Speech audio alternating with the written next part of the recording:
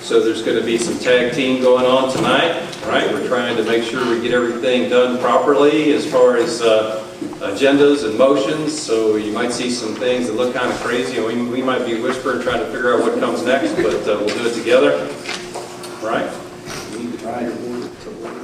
And at this time, I would just also call the Board of Supervisors to order as well. Very well. Let's stand together and say our pledge. Attention, salute.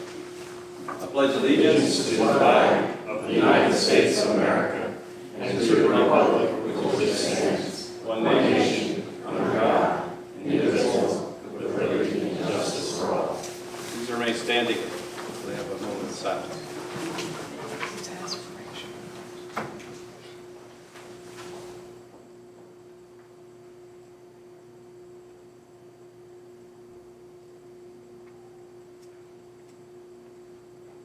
Thank you very much.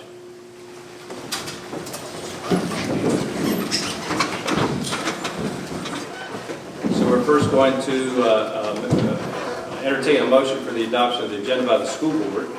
Is there a motion to adopt the agenda by the school board? We have a motion from Mr. Grove. Is there a second? Second. Second, Mr. Uben. All in favor, aye? Aye. Opposed, no. It's ordered. Now we're looking for a motion to adopt the agenda from the Board of Supervisors. Do I have a motion to adopt the agenda? So moved. And a second? I'll second. All in favor, please say aye. Aye. Any opposed? Thank you. All right. Dr. Griswold. Dr. Griswold. Thank you so much, Madam Chairperson. And Mr. Mills, thank you so much. We are thrilled to bring together both boards tonight to discuss some very important topics, not only topics important to the school, but as the community as a whole. So we can't be more happy to host you here. And also our shop classes were able to make our Board of Supervisors some pens they crafted themselves. It's School Board Appreciation Month.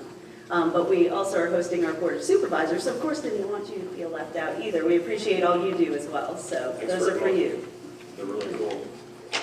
So our first report to the boards will be giving you some information that was gathered this fall through our Pride survey.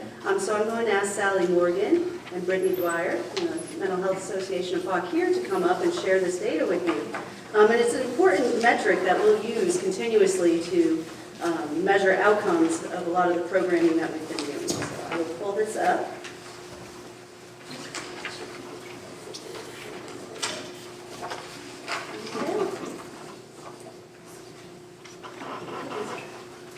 There it goes. All right. Good evening.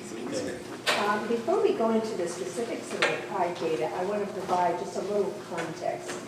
So Brittany and I work for the Mental Health Association, which serves Rappahannock and Fauquier. And we're a nonprofit whose mission is to promote and facilitate mental wellness in our communities. We do that primarily through education. We do it through linking people who are in need of help with local treatment resources. But we also collect information and work with partners to identify gaps and try and figure out where it is that our communities can fill those. So we know a lot of things that are sometimes helpful and sometimes worrying, but we know that most mental health situations, most mental health challenges show up by adolescence, if not earlier. Half of all mental health conditions show up by age 14, 75% by age 24. We also know that early use of alcohol and drugs is a huge issue because it relates directly to risk of addiction later in life. So knowing all that, we put a major emphasis and a major priority in our work on working with young people and supporting them. Hey, Sally. We know that if you can... Sally, Yes. can you test that mic? Can you guys hear okay down there? Can you hear okay? No. Kind of hard? Can we make sure that, I'm not sure if you need to speak closer into it or whether it Yeah, needs it to should be... be on. You have to speak pretty close. You guys talk right into it. Really close. Okay, I'm going to get my Thanks, Gary. solution. Great. So let me just say. I don't want them to miss any of this. One of the things we know is that mental health problems start early, and early use of drug and alcohol can really increase the risk of addiction later in life. So knowing those things, we put a major priority on serving young people. We know that if we can increase their resilience, their coping skills, if we can identify problems earlier and get them treatment right away, we can have a huge impact on the health of the whole community because, frankly, healthy young people grow into healthy adults, so hugely important. To do that, we need information. And if you're going to support youth, you really need to hear from them. You need to know what their experiences, what their perceptions are, and that's where the Pride Survey comes in. It has been continues to be something that's used across the country, and it offers an anonymous, completely anonymous online survey for young people where they can tell you frankly what their substance use patterns are, what their mental health concerns are. So this was a community effort. The Mental Health Association took the lead in planning, coordinating, and analyzing the data. The PATH Foundation gave us funding for the survey, and the schools did a wonderful job administering the survey to 7th through 12th graders. This survey was administered in early September of 2019, and I would point out that that was just before our new social worker is beginning to work with students. So this gives us a real baseline data that we can use not only in future planning, but also to track what kind of impact we have. So what is the Pride Survey? As I said, it's used across the country. It is the longest and widest, widely applied survey of substance use issues among young people. 14 million students have taken it. It's been widely tested for reliability and validity. And because we have a whole database of information from across the country, when they release that, we'll be able to compare our results to see how we stack up against national averages. We surveyed 6,011 students in September. 238 of those were from Rappahannock. So what they ask in the survey questions include information about frequency of drug and alcohol use, questions about age of first use, which is tremendously important because that is a real, has a real link to your danger of becoming addicted over the next 5 to 7 years. Also looks at when and where individuals are using drugs. And we really wanted to focus on mental health issues. Mental health issues and drug use are intimately intertwined often. And we actually paid Pride to add 10 custom questions to look specifically at anxiety, depression, and suicidal thinking. We also give you data about school safety and about protective factors and risk factors. So when Brittany is going to give you the highlights of the data, now we have reams of information, and the school system has access to all of that. We've tried to hit the highlights for you tonight, and I think you'll see there is some good news. There are also some reasons to be concerned, particularly in the mental health area. And looking back at the things we've done in the past few years, I think it really emphasizes the need for things like a school social worker and other things that we need to be doing in our community. So I'm going to let Brittany give you all the interesting data, and we'll be glad to answer any questions.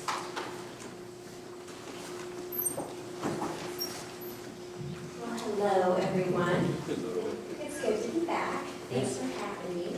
So as Sally said, we're going to be talking about the Pride Survey, which is means for Rappahannock County. Some of you probably remember me for advocating for the school social work positions, and I'm going to justify it a little bit. First we'll talk about substance use, and then I'll move into talking about mental health issues. So one of the reasons that we're so concerned about substance use in the adolescent population is that prefrontal cortex, that decision-making part of the brain, is actually still developing in young people until about the mid-20s. And so any substance use that occurs during that time can be really detrimental to the development of the brain, and I'll show you some pictures of that in just a couple minutes.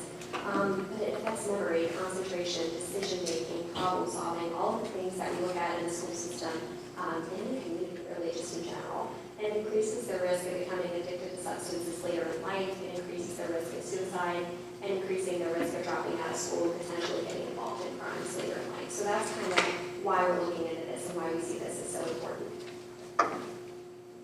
Okay, so some of our overall findings. This is just the 10,000-foot view of things. So the age of first use of alcohol in Rappahannock is 12.6 years old, which is actually lower than the regional average, which is about 13.2 when you look at Fauquier and Rappahannock combined. So we're lower than the regional average. So kids here are using alcohol younger than they are in some of the other areas. And a moderate number of young people are at risk of addiction based on current usage patterns, and also looking at how young they are when they're using could put them at risk of becoming addicted later in adolescence and adulthood. Most of the drug use that we're seeing occurs at home, and higher numbers of young people, as Sally said, are reporting symptoms of anxiety, depression, and suicidal thinking. So that's kind of what I'll be talking about throughout these next few slides. But the good news that we're highlighting is that there are a lot of people who are opting not to use any substances. So 70% aren't using alcohol, 79% aren't using e-cigarettes, 87% aren't using marijuana, all the way up to 97% who aren't using prescription drugs. So just as we're presenting this to you, we also present this data to young people because we want them to see that, you know, you hear a lot about, oh, my friends are doing this, all my friends are using alcohol, partying, smoking weed, but the truth is, there are a lot of young people who aren't. And so we want to celebrate that as much as we want to look at some of the issues that we're having too, because it is a great thing that so many young people are not using substances. And so looking at monthly substance use trends, I've highlighted for you areas where we are actually above the average in our region. And so tobacco use for high schoolers in Rappahannock is above the regional average, and we're looking at Fauquier as well. In the middle school, we have a couple areas that were higher than the regional average for other middle schoolers, which included tobacco, e-cigarette use, and alcohol use. And I'll highlight e-cigarette use because that was one of the largest disparities between the two communities. So currently, we're looking at young people who are using at least once per week, 3 times per week, or daily use. 5% of Rappahannock County public school students fall into that category. And it may not seem like a large number to you, but when we're talking about students who are using this frequently, they are at a very high risk of developing an addiction. And that could happen very soon, and that could be lifelong for some of these students. And so that's why we're looking at that. And some of these students may be using multiple substances, not just alcohol, but they could be mixing alcohol with other things, with tobacco or marijuana. And so this translates into issues at school, issues at home, issues in personal relationships with friends and family members. And so we're keeping our eye on this and really continuing to look at these students and targeting them for reaching out to provide extra support. So this is the age of first use broken down by drug category in our area specifically, so in Rappahannock. As I said earlier, alcohol is the youngest substance that's used, 12.6 years old. Alcohol is frequently the most commonly used substance among young people. It's the first thing they go for. It's legal. It's in a lot of homes. So when we provide education to parents, we really highlight the need to look at alcohol in your home and making sure your young people don't have access to that. Tobacco also, 12.7 years old in Rappahannock, younger than the average for our region. Prescription drug use is the same regionally as it is in Rappahannock. And when we talk about prescription drug use, we're not talking about amoxicillin. We're talking about things like Xanax, opiates, benzodiazepines, things that are prescribed to maybe their parents or grandparents but aren't prescribed to that student that they're laying hands on. And for marijuana use, regionally, it's 14.2 years old. For Rappahannock, it's 13.4 years old. So it's quite younger in Rappahannock for use of marijuana. And again, we're concerned about the current patterns of substance use among young people because our Surgeon General put out a report a few years ago that told us that 70% of young people who try an illicit drug before the age of 13 will develop a substance use disorder in the next 7 years. So that's why we're targeting this group specifically. So this is what a healthy brain looks like. You'll see that it has lots of good blood flow, it's smooth, symmetrical. So this is what your brain should look like if you haven't used any substances. If we'll go to the next slide, I'll show you what an unhealthy brain looks like. So you'll see, I'll point to just the one with marijuana.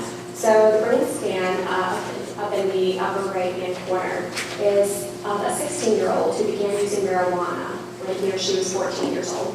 So that's what happens to your brain after 2 years of using marijuana on a frequent basis. And again, going back to why we care so much about those students who are using weekly, this is what could happen to their brain. You see that there are a lot of holes in the brain. It's decreased blood flow. And you can imagine how that can impact concentration, being able to think, being able to problem solve, which then translates to problems in school and in the classroom and how they're able to function. And then this is one that's just very brief. We mentioned this at the beginning, but most substance use occurs at home or at a friend's house. So a lot of people, can tend to blame the school system and say, well, that's where the substance use is happening. But overwhelmingly, across pretty much every border, with the exception of e-cigarettes, substance use is occurring at home. Very little is occurring within the school system. So schools are very safe for our students, actually. It's a good thing. And most substance use occurs on the weekends or after school. So let's dive into mental health findings. Talk a little bit about that. So just generally, nationally, what we know, and Sally mentioned this, about 25% of young people will experience some sort of mental health challenge in their lifetime. Half of those challenges will begin by age 14, 75% will be there by the time someone turns 24. And anxiety and depression are two of the most commonly seen disorders among people, which is generally in the nation. You hear a lot about those in the media as well. And nationally, about 32% of young people have a diagnosable anxiety disorder. So very common. So let's take it back down to the local level here, Rappahannock, and what we found when we surveyed students. So we found that 45% of our young people are reporting that they're struggling with anxiety. So we didn't necessarily just ask them, okay, let's check off the list of what you're struggling with. We actually gave them more of a definition of anxiety. And we asked, in the past 12 months, have you found yourself so worried or anxious that it's impacted your ability to do schoolwork, it's impacted your ability to engage with other people, and just carry out normal daily activities? So that's what 45% of our students are responding to, saying that yes, I've struggled with that in the past 12 months. Same thing with depression, we'll go into that in the next slide. 35% of young people are reporting experiencing depression in the last 12 months and 8% for an eating disorder. So this is the actual question listed on our survey. During the past year, did you ever feel sad or hopeless almost every day for 2 weeks or more? So in the clinical world, this is diagnosable as major depressive disorder.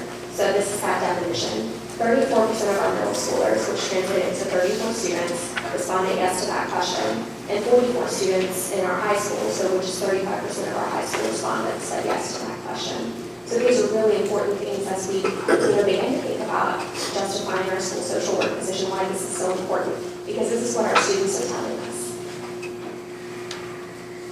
We asked about suicidal thoughts. So the actual question on the survey was, during the past 12 months, did you ever think to yourself, I wish I were dead? A little over a quarter of the students responded as saying yes, they had had that thought in the last 12 months.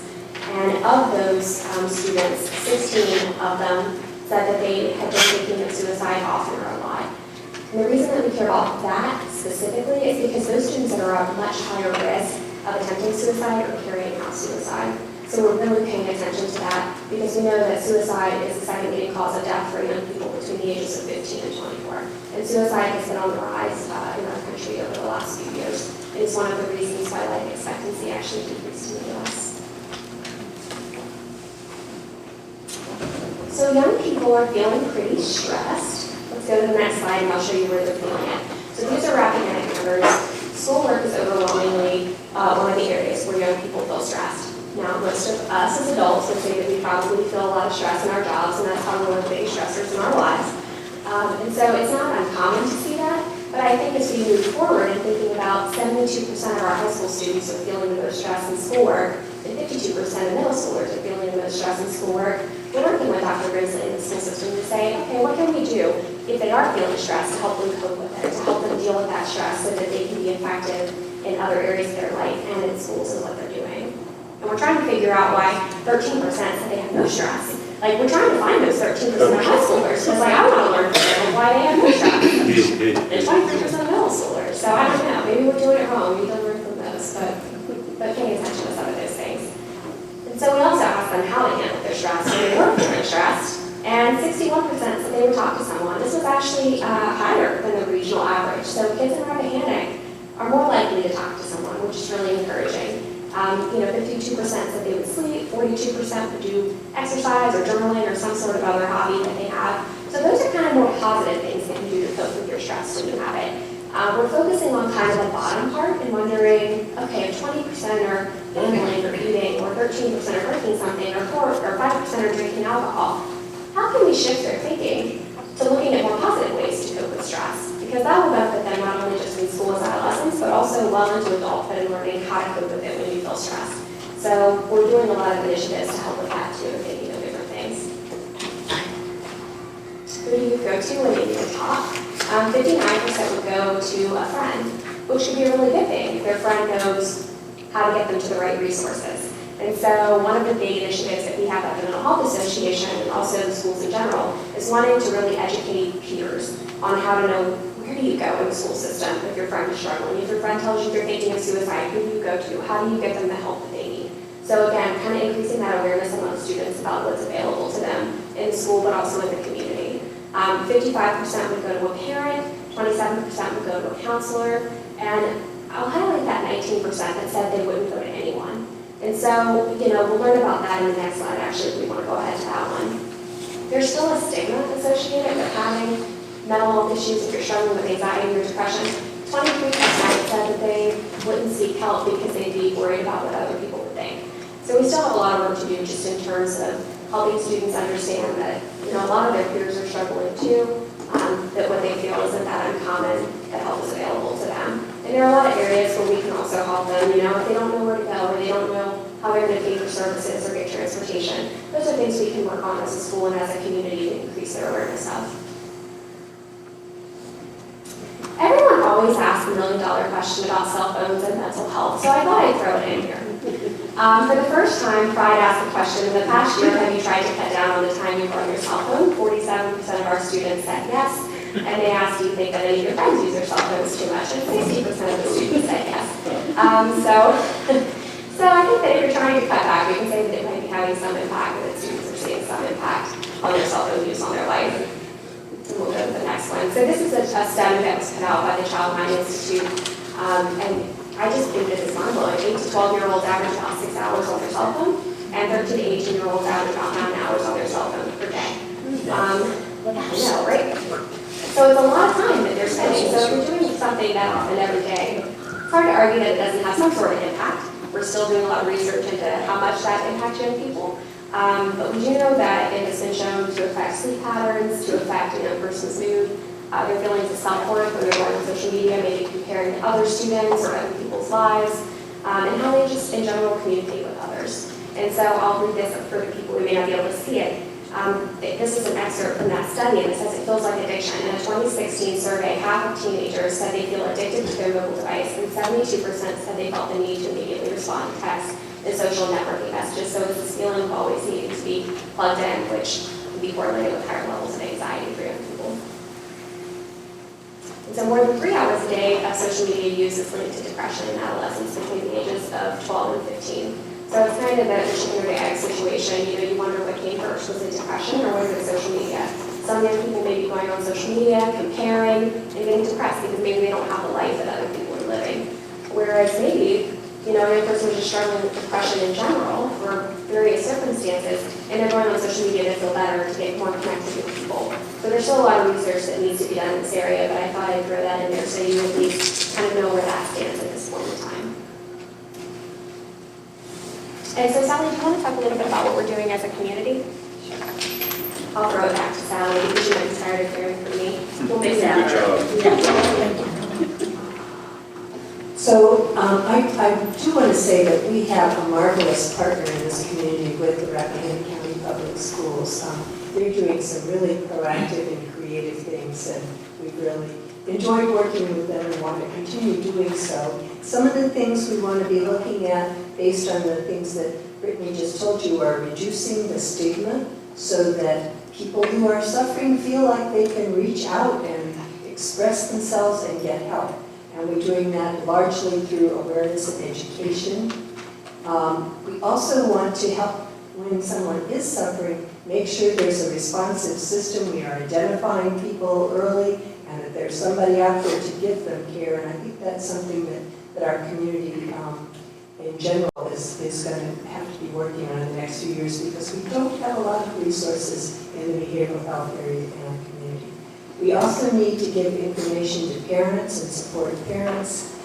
And we want to make sure that school systems and the community have good prevention programs. So some of those things, next slide, that I would just share with you. We do have a group now called the Rappahannock Behavioral Health Roundtable. The schools are involved, DSS, a lot of representation from community, just citizens and other groups, funding sources, and we at the Community Services Board, we've been talking about what we need in this community and how to get it. And I think there's some really exciting things that are going to be coming out of that group. We also have put a lot of emphasis on education. I don't know how many of you have heard of mental health first aid. We have now trained 1,814 people in this community. That's a big commitment of time. That's an 8-hour, 9-hour day. And we're very excited that not only, and also I would point out that a large number, I think the majority of our Rappahannock County teachers have all been through mental health first aid as well as other local citizens. But a really exciting thing that's coming online, we hope by next fall, is they've developed a curriculum specifically to teach 10th through 12th graders about mental health and substance use issues and build their ability to do what Brittany was talking about, supporting each other and helping each other find resources when they're needed.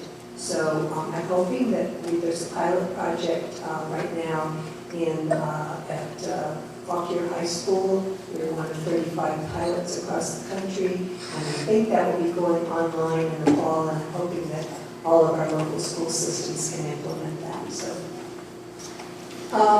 we also have a lot, I think, a lot of good things that have been happening in the past few years. I want to again tout the social worker position, because I think that's made a huge difference, and I hope that is something we can continue and build on. The schools have also done a lot of work on trauma-informed care.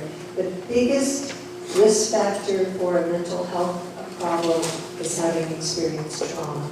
So having a school system and a community that's really informed about what that means, know how to respond. It's shifting from talking about what's wrong with that student to what happened to that student. So I applaud schools for doing that. We've been pleased to work as a partner in that as well.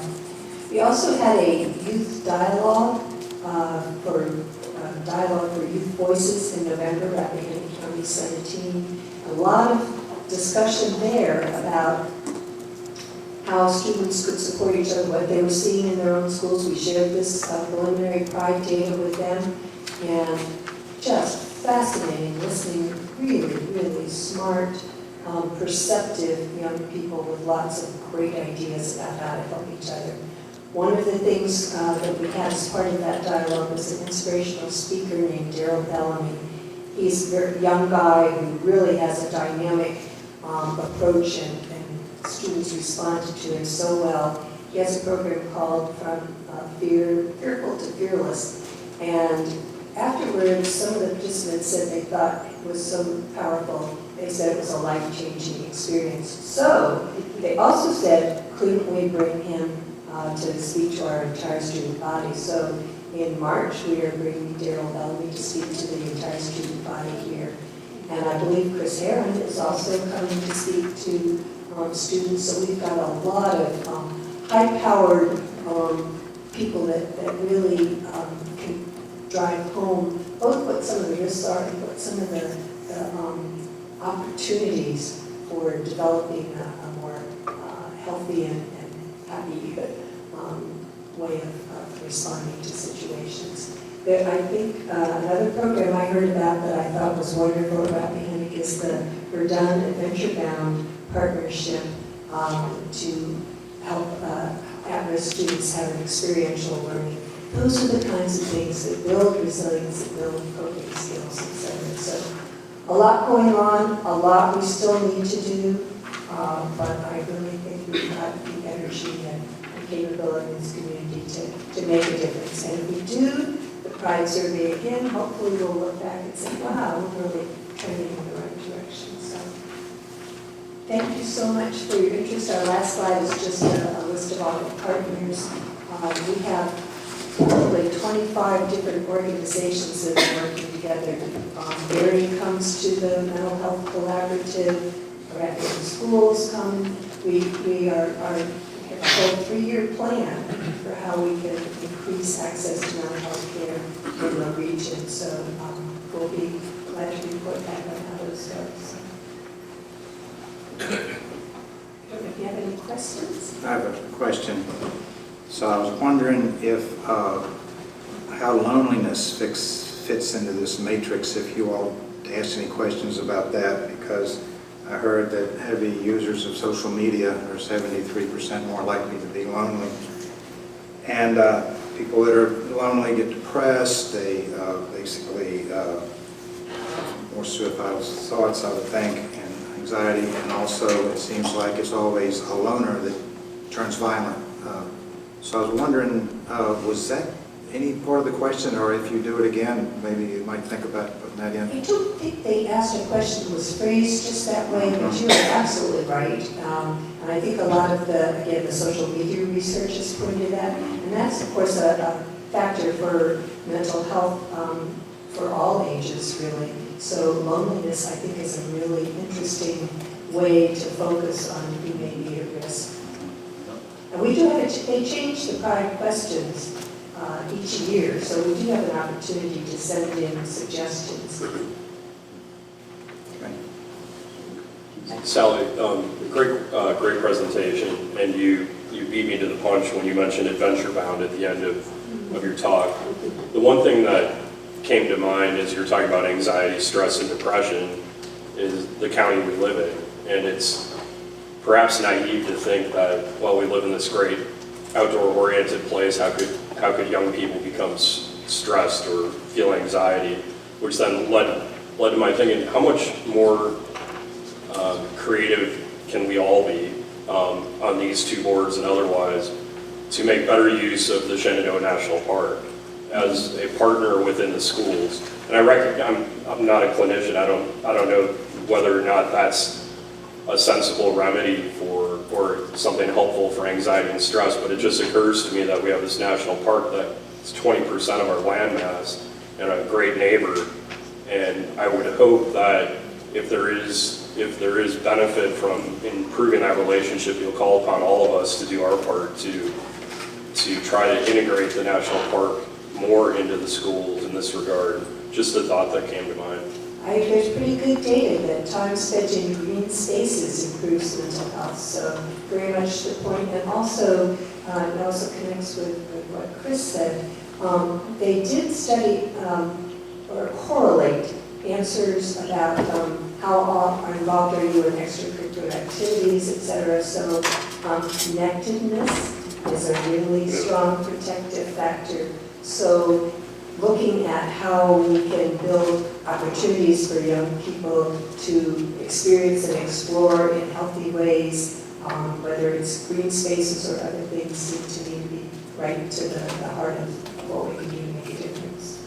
Yes, and that was a drive for the Courtyard Project too, and Commit to be Fit, all of those initiatives we have in the school. We do know that exercise and being outdoors and hands-on activities are actually as effective or more effective than Zoloft, was last research I actually read. Does the same to the brain. So, get off the meds, get outside, and we'll take care of it. Exercise is the key to the whole. It really is. So that's what we try to infuse. We also are embarking on adopting a social emotional learning curriculum to go K-12 as a parallel curriculum to undergird a comprehensive plan for learning and academic achievement. So our team has been doing so much with that, and we'll have that presentation in April ready for adoption.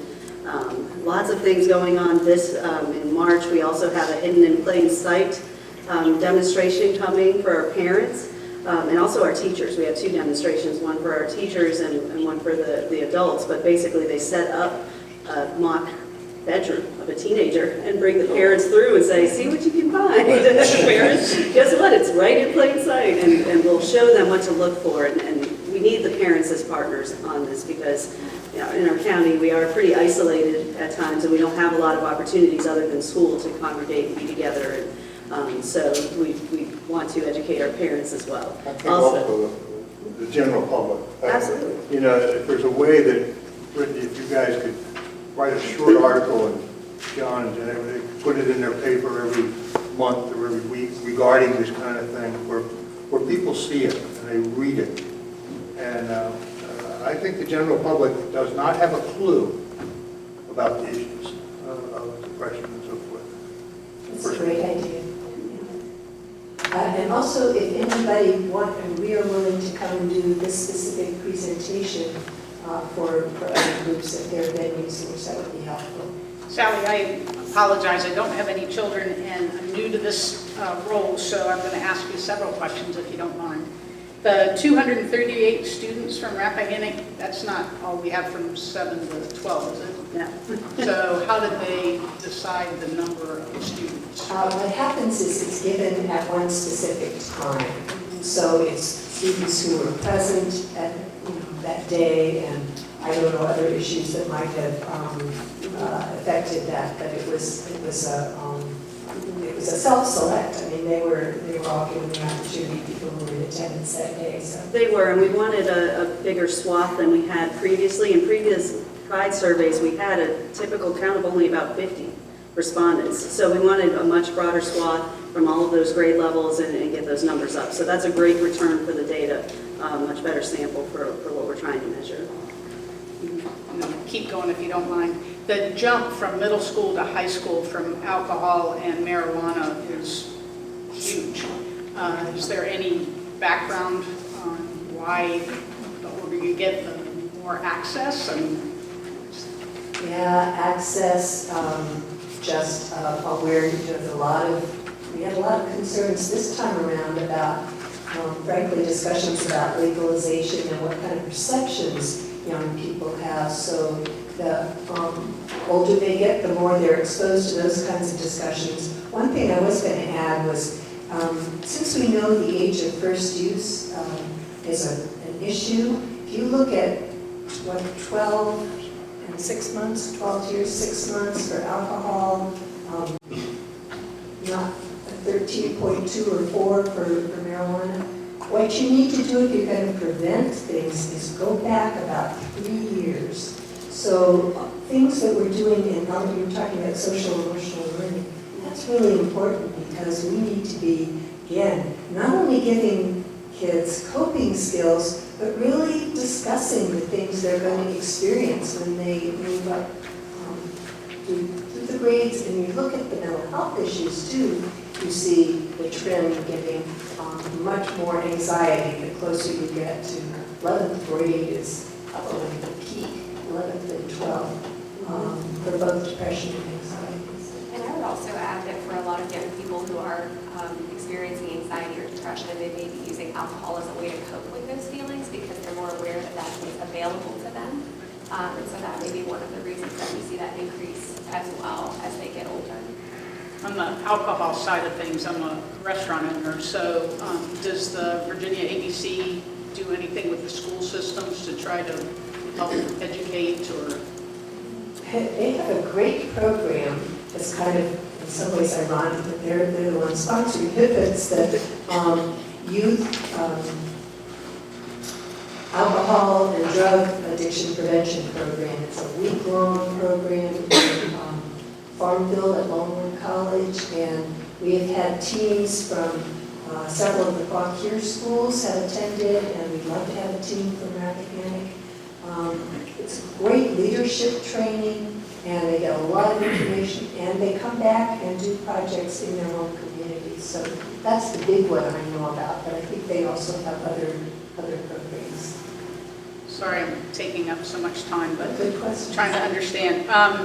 The youth struggling with mental wellness, I'm wondering how the anxiety, depression, eating disorders compares to like a 10-year ago time frame. Are we seeing a huge jump, or is this slightly incremental? Or? I would say it's more than incremental, but one of the things that may be happening, we know that young people have more information, so people may be identifying issues and willing to express their concerns, so that may be part of the increase. The one factor that Brittany touched on was the increase in suicidal thinking and suicide attempts. That has been more than incremental. And, I think the biggest increase, I think the suicide rate has increased like 30% in the last decade.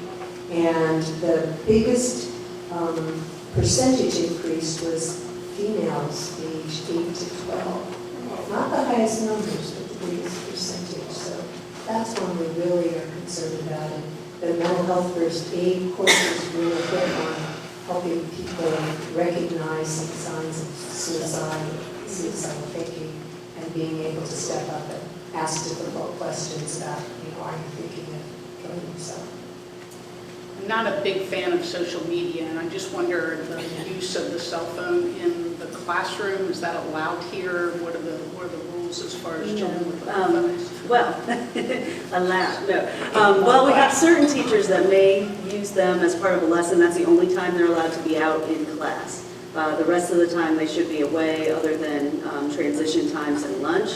And we've done a lot of work on our network to limit accessibility to things like social media and those trouble sites that our kids ping off of quite a lot. So it's a constant struggle.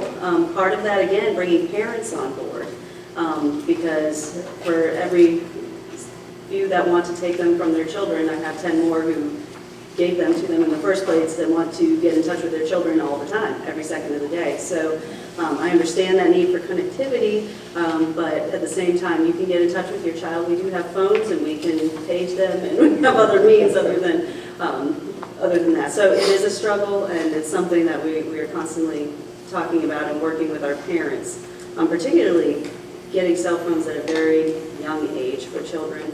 And we're getting ready to release a flyer about, before you buy your child a cell phone, here's a checklist of things you need to be able to check off before you get it. Do you understand parental controls? Do you understand these sites? Here's a list of resources for parents that you need to be aware of. Because if you can't check that off, you should not buy your child a cell phone. So we're working, but we need our parents to help us with that. It's not just the schools. We probably get more questions about that than anything else, because parents don't know what to do. It's not you can't use it. It's not a black and white equation like that. It's how do you manage it, and it's on everybody's. When we talk about anxiety, we ask a room full of adults, do you think anxiety is on the rise? We ask why, and the first answer out of everybody's mouth is social media. So. Very easy to surround yourself with negativity in the social media world. Thank you. I was just wondering about two things. The first thing is I really wanted to expand a little bit on the community partnerships that we're developing at school. Starting with the Courtyard Project, this year there will be adults with each grade, kindergarten through 7th grade, doing a special hands-on outdoor-oriented lesson with just a handful of volunteers in the community. And I think, as we talk about, I remember what I was like when I was, in middle school, and I didn't always, oh goody, I'm going to go to get leadership training so that I can be goody two-shoes among my peers. It wasn't like that. I really liked to do the things that I was into. And it was just one mini story. Shenandoah Park is a little ways away. We have a little woods right behind the elementary school. Just a group of master naturalists came out for 1 hour and did a simple scavenger hunt with all the first graders. You should have seen, those kids, there was like a light turning on, just seeing a Y-shaped branch on a tree, very simple things. So we have that access, like literally at our fingertips. We don't even need to go on a bus ride to have the benefits. We have a labyrinth now in the courtyard at school, and I know from Ms. Sigler that's been in use. And so things that I think it's turning it's not hard, it's not hard to get that access. That's one piece.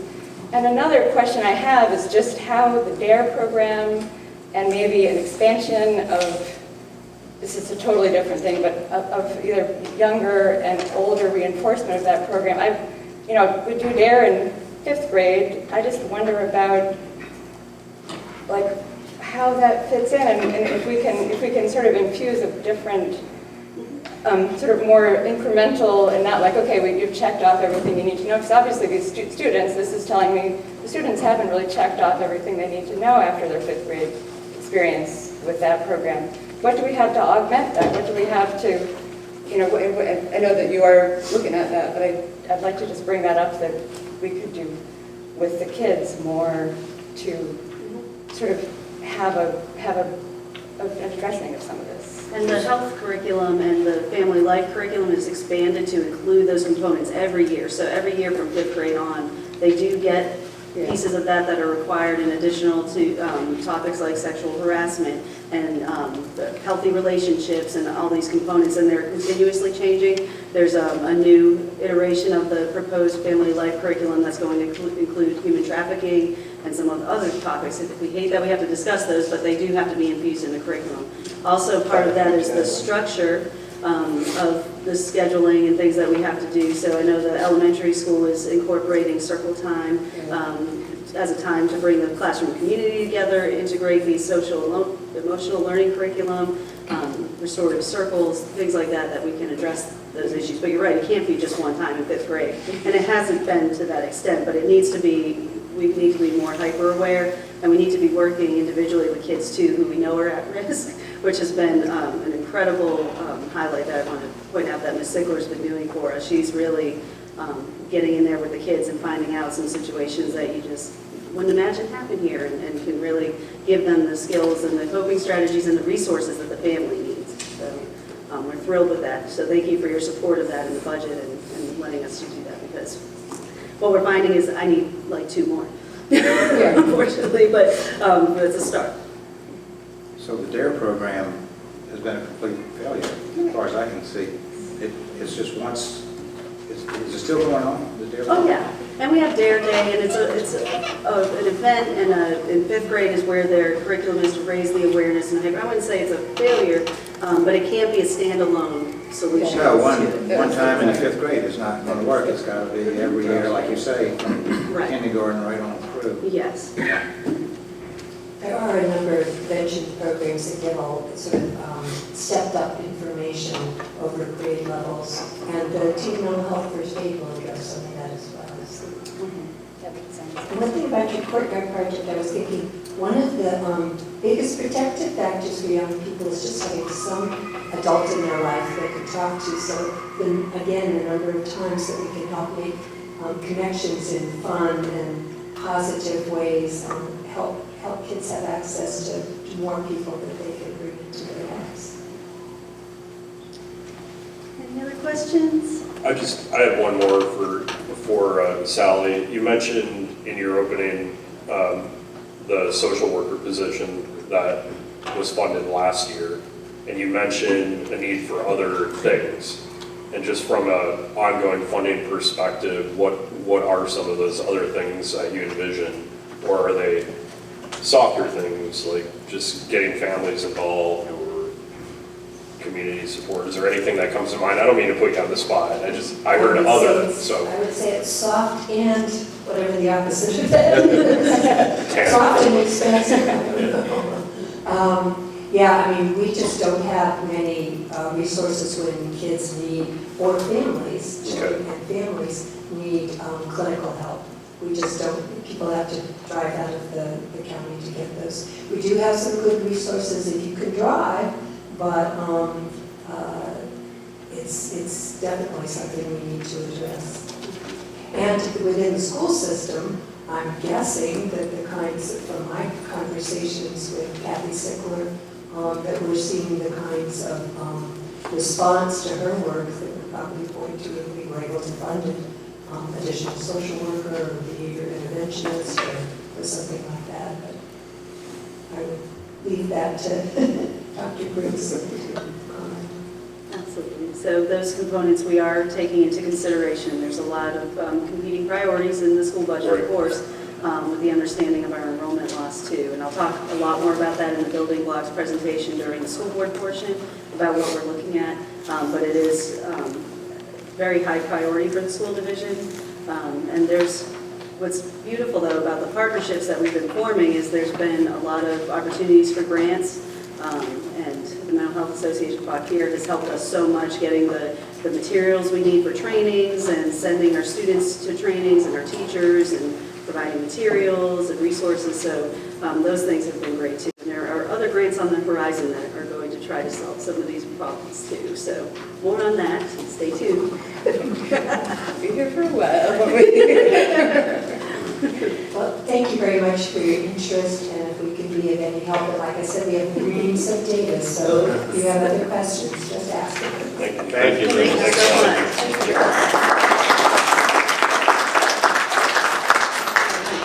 So that seems to be very heavy, and it really is, and I know I get chills when I see that data. And you remember just a couple of years ago, I came to you with a very similar feeling about the loss of Head Start programming and what we were going to do for the families that are at risk. So we have, speaking of resilience, kind of a great story and successes to share with you, some challenges and some recommendations. So about our preschool status and what we're looking forward to in the coming year. So I'm going to invite Lisa Payne-Wells, the Executive Director from CCLC, to come to the podium and help share this story.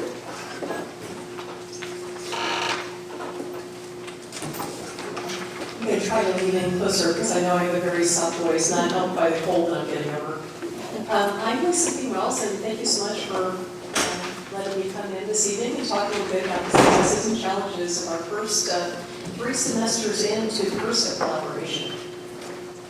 As you guys probably know, we started the preschool collaboration back in September of 2018 with a very generous amount of support from the Board of Supervisors, $150,000 at that point to be able to serve 18 children.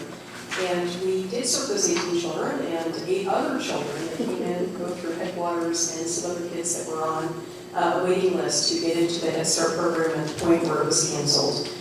So before I get into kind of the nitty-gritty of where we got to where we are today, what's going well and what isn't going well, and what we see going forward, I want to just kind of remind everybody in the room a little bit that we do know from the available research that there are some really pretty pronounced benefits from preschool participation. I think a lot of us think of preschool as being kind of that interim stage between childcare and when our kids actually start school.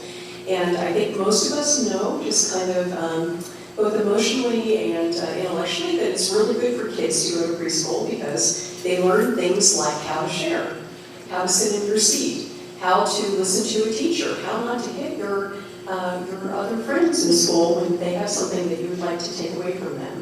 And so a lot of what we do in preschool is what we refer to in the field as prosocial behavior. And that seems to be kind of the hallmark for most of the studies that have been done about preschool participation. You take children that are coming from a whole wide varieties of life, some of whom have experienced much trauma in their short lives, other kids that are coming from never having been in any kind of setting before where they had an adult tell them to kind of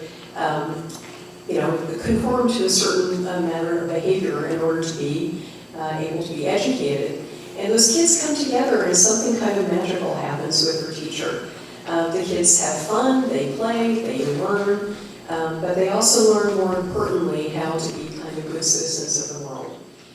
I won't go through all of the preschool benefits, you can see them up on the screen, but some that I think we want to point out because they're relevant to the First Step collaboration is that we know that preschool benefits all children. It has both short-term benefits academically for kids. There's been a wonderful longitudinal study that's been ongoing for 40 years now that actually indicates that there are very good long-term prosocial benefits to preschool participation. 40 years out, people tend to have better relationships. They tend to be more stable employees. They tend to have actually healthier lives, healthier relationships, and lower criminality. On the short run, what we know is that the kids that we bring into preschool in a mixed classroom, with some kids that are from better financed socioeconomic backgrounds, some kids that are poorer, some kids that are non-English speakers, some kids that are coming into the classroom with developmental disabilities that perhaps haven't been identified yet. Those kids actually have, a kind of, there's something that happens when they come together that begins to kind of influence. That influence that happens has better impact on the kids that are coming in who are non-English speakers and kids that are coming from more disadvantaged backgrounds. So while everybody benefits, we see the biggest benefit for kids that actually need it the most, because what we know what happens is for those kids is that they hit kindergarten and have not had the opportunity to actually engage in a structured setting where they learn that prosocial behavior. They tend to act out in a way, in both kindergarten and first grade, that then creates some learning barriers. And those kids we can see both from their initial house scores and then what we see at third grade, that they have a lot of difficulty catching up. So the idea behind this is that if we start early with 3s and 4-year-old children, which is the Head Start model, and work with those children to be ready for school by the age of 5, we are really going to be helping that child start with the best ability to be able to learn and to be successful in school. The other thing that I think is probably very important about preschool, and then we'll go ahead and switch to the next slide, is that it also gives us an opportunity to really do early identification of kids with special needs. I think I say a slide later on in this presentation, but we've identified about 10 kids over the 3 semesters that we've been doing First Step collaboration that have then moved on to the child study process for speech and language difficulties, for other behavioral difficulties, for things that we believe may be some manifestations of kind of pervasive developmental disorders.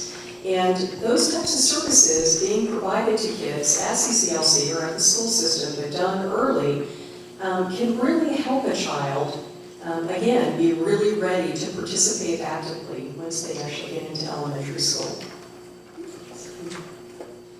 So just to kind of recap how we got here.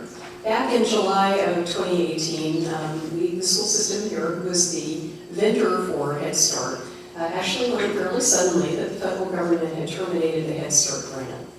And what happened after that is there were 18 kids that had already been accepted for Head Start, and there was really no place for those kids to go. And we then, at the Child Care and Learning Center, were asked whether or not we could enroll those kids, and we did. And then, of course, in September, we were able to get Board of Supervisors support, which actually helped us financially pay the tuition for those kids. And then shortly on the heels of that, we applied for the Mixed Delivery Grant. The Mixed Delivery Grant is actually the state of Virginia's grant, runs through the Virginia Early Childhood Foundation. The purpose of that grant is really to help counties across the state actively better understand both their financing and access to preschool services, with the idea that they really wanted to provide money to increase that access and to better identify early on kids that were at high risk and not doing well in school. And so we had that grant, and at the same time, there was actually in November of 2018 an application made by our new CAP agency for an early Head Start grant, where CCLC would have been a vendor. The grant would have included several counties, including Rappahannock County, for kids from 0 to 2. And that grant, unfortunately, was declined. And we don't have really good reasons for that at this point. I don't believe it means that we cannot pursue through our CAP agency future funding opportunities. But at this point, there was really no direct way for CCLC or RCPS to kind of apply for a grant on our own. And as we go into a slide a little further, I can tell you a little bit about what happened when we tried to explore what happened for the cancellation of Head Start and what we've done in an effort to have that reinstated. But just to bring us up to date, we were granted $250,000 for 2 years of preschool services and 6 months of planning in January 2018. In February 2018, because we were Mixed Delivery Grant participants, the First Step collaboration was also granted the Preschool Development Grant. It was not a lot of money that came along with that grant, but as many of you probably know, that Preschool Development Grant was the state's, many states' opportunity to really better explore how they could fully fund preschool within the state. And it has, I believe, and I believe that the superintendent would agree, it's put us in a very, very good position to be having discussions at the state level about what we need in the county and what's happened to us in our efforts to be able to kind of fully fund an effort where we could bring all kids ages 3 and 4 into preschool.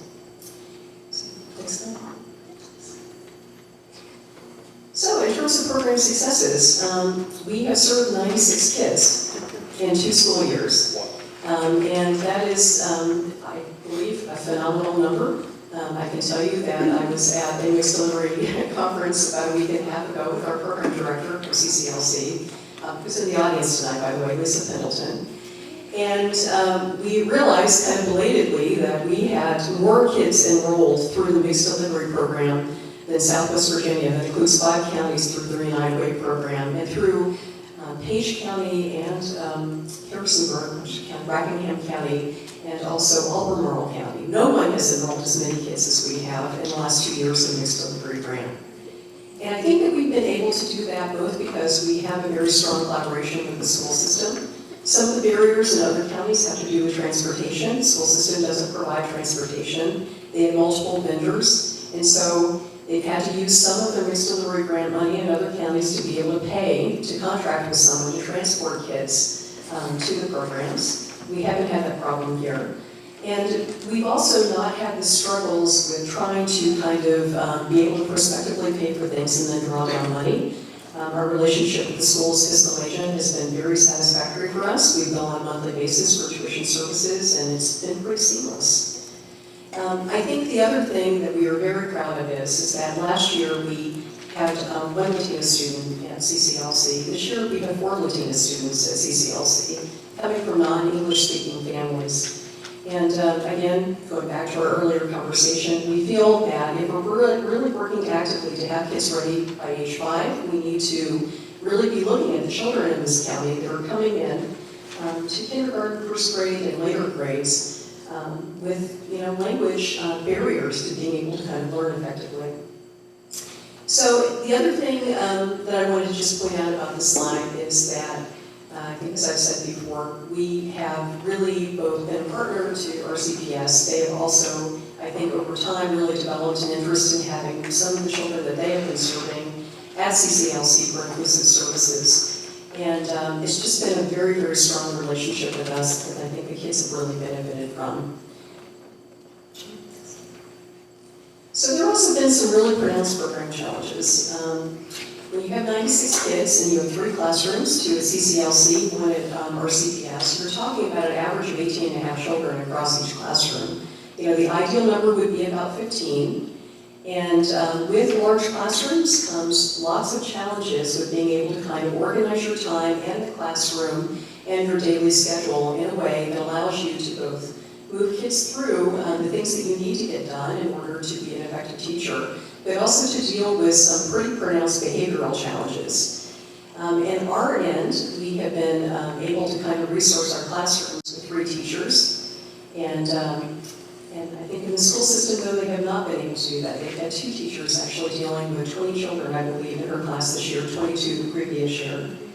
So we haven't turned anybody down for participation in preschool, but by not having turned anybody down, we have kind of created some additional need for training, some additional needs for staffing, some additional expenses that I believe were not initially anticipated with mixed delivery grant work. The mixed delivery grant funds of $100,000, they only covered 13 of the 28 children that we accepted for the 2019-2020 school year. State average for tuition is about $10,500. CCLC's full-time tuition is about $10,000 a year. So if you take a look at that, 28 children was $280,000 worth of tuition. We had about $130,000 in funds from the MDG. The rest of those funds, thank you. The rest of those funds were actually generated by both fundraising on the part of our board members who are very, very active fundraisers. We were lucky with that. And some really wonderful participation from the foundations in the area, Northern Piedmont Community Foundation and also CAF, were very, very supportive of us. But obviously that is not a sustainable source of funding over time. And so some things have happened actually in the last few months that have suggested to us that we need to be looking for more sustainable sources of funding and really thinking about how we can kind of leverage what we are able to do in terms of fundraising with other funds that might be available from the county.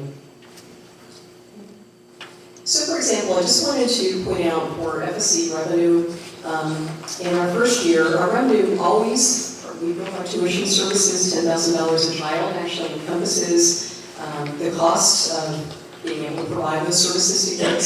So this gives you an idea both for our first year and our second year, really what the revenue that we needed to be able to provide these services and how it's broken out. So you can see in year one, the Board of Supervisors provided more than 50% of the money that we needed to be able to kind of operate that year. Donations accounted for about another 23%, and then grants and the child care assistance funds for a lesser amount of money. The Child Care Assistance Fund in year two became very valuable to us. I see our partner from DSS, Jim Parker, sitting in the audience today. We realized actually shortly after I started at CCLC last year that we were not making as good of use of child care assistance funds as we could have. And so we started rerouting families prior to asking for scholarship from us that they needed to actually apply for child care assistance through DSS. And our partner actually kind of fast-tracked those families, so we were able to, in a very short period of time, make up a significant difference of the gap that we had between what we were able to get in year two from the mixed delivery grant and what we needed to be able to cover 28 children in preschool. So the bad news is that CCA has been frozen. That grant is actually part of a federal grant called the Child Care Block Grant. And that block grant actually has been, for a period of time, underutilized in Virginia. What we actually happened onto last spring were a lot of kind of unused slots and some goodwill on the part of the state to be able to kind of reallocate slots to Rappahannock County. But even so, our child target number, the limit of slots that they would allow Rappahannock was 39 last year, were frozen this year, and they've reduced it to 32, unless something has changed it. Yeah, and so what that means is that we are already beginning to have families that are not going to get CCA, they're on a waiting list, that want their kids to come in for infant and toddler services for next year, that are going to need scholarship, real scholarship from us. And so we will not be able to, probably next year, hopefully something will break after that, be able to kind of fund at the level that we funded this year with the funds that we're able to raise, because we have the younger population that we're going to have to cover. So where does our money go? Like most school systems, you can see that most of our money, about 85% of it, and what's billed under tuition services, goes to personnel costs. And again, it's very heavily regulated in Virginia. We are licensed through the Virginia Department of Social Services, and we are also participants with Virginia Quality, and we're also subsidy providers. All of those things are requirements of participating in the mixed delivery grant. And so what that means is that for preschool age children, the ratio is 1 to 8. So as we did this year, we had 18 kids in one class. As soon as you go over 16 children, you have to have another teacher in the room. And that works for the ratios that are established for each age group. So it's a little bit of a burden for a good reason, but it does kind of mean that there are certain fixed expenses being a licensed child care provider that you just cannot get around.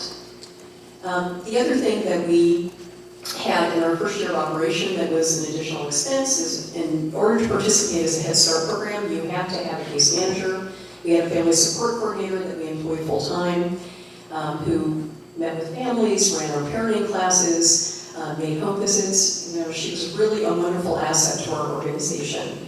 But we had to make some tough decisions this year. Either we accepted 28 kids, or we had a family support coordinator and accepted many fewer children.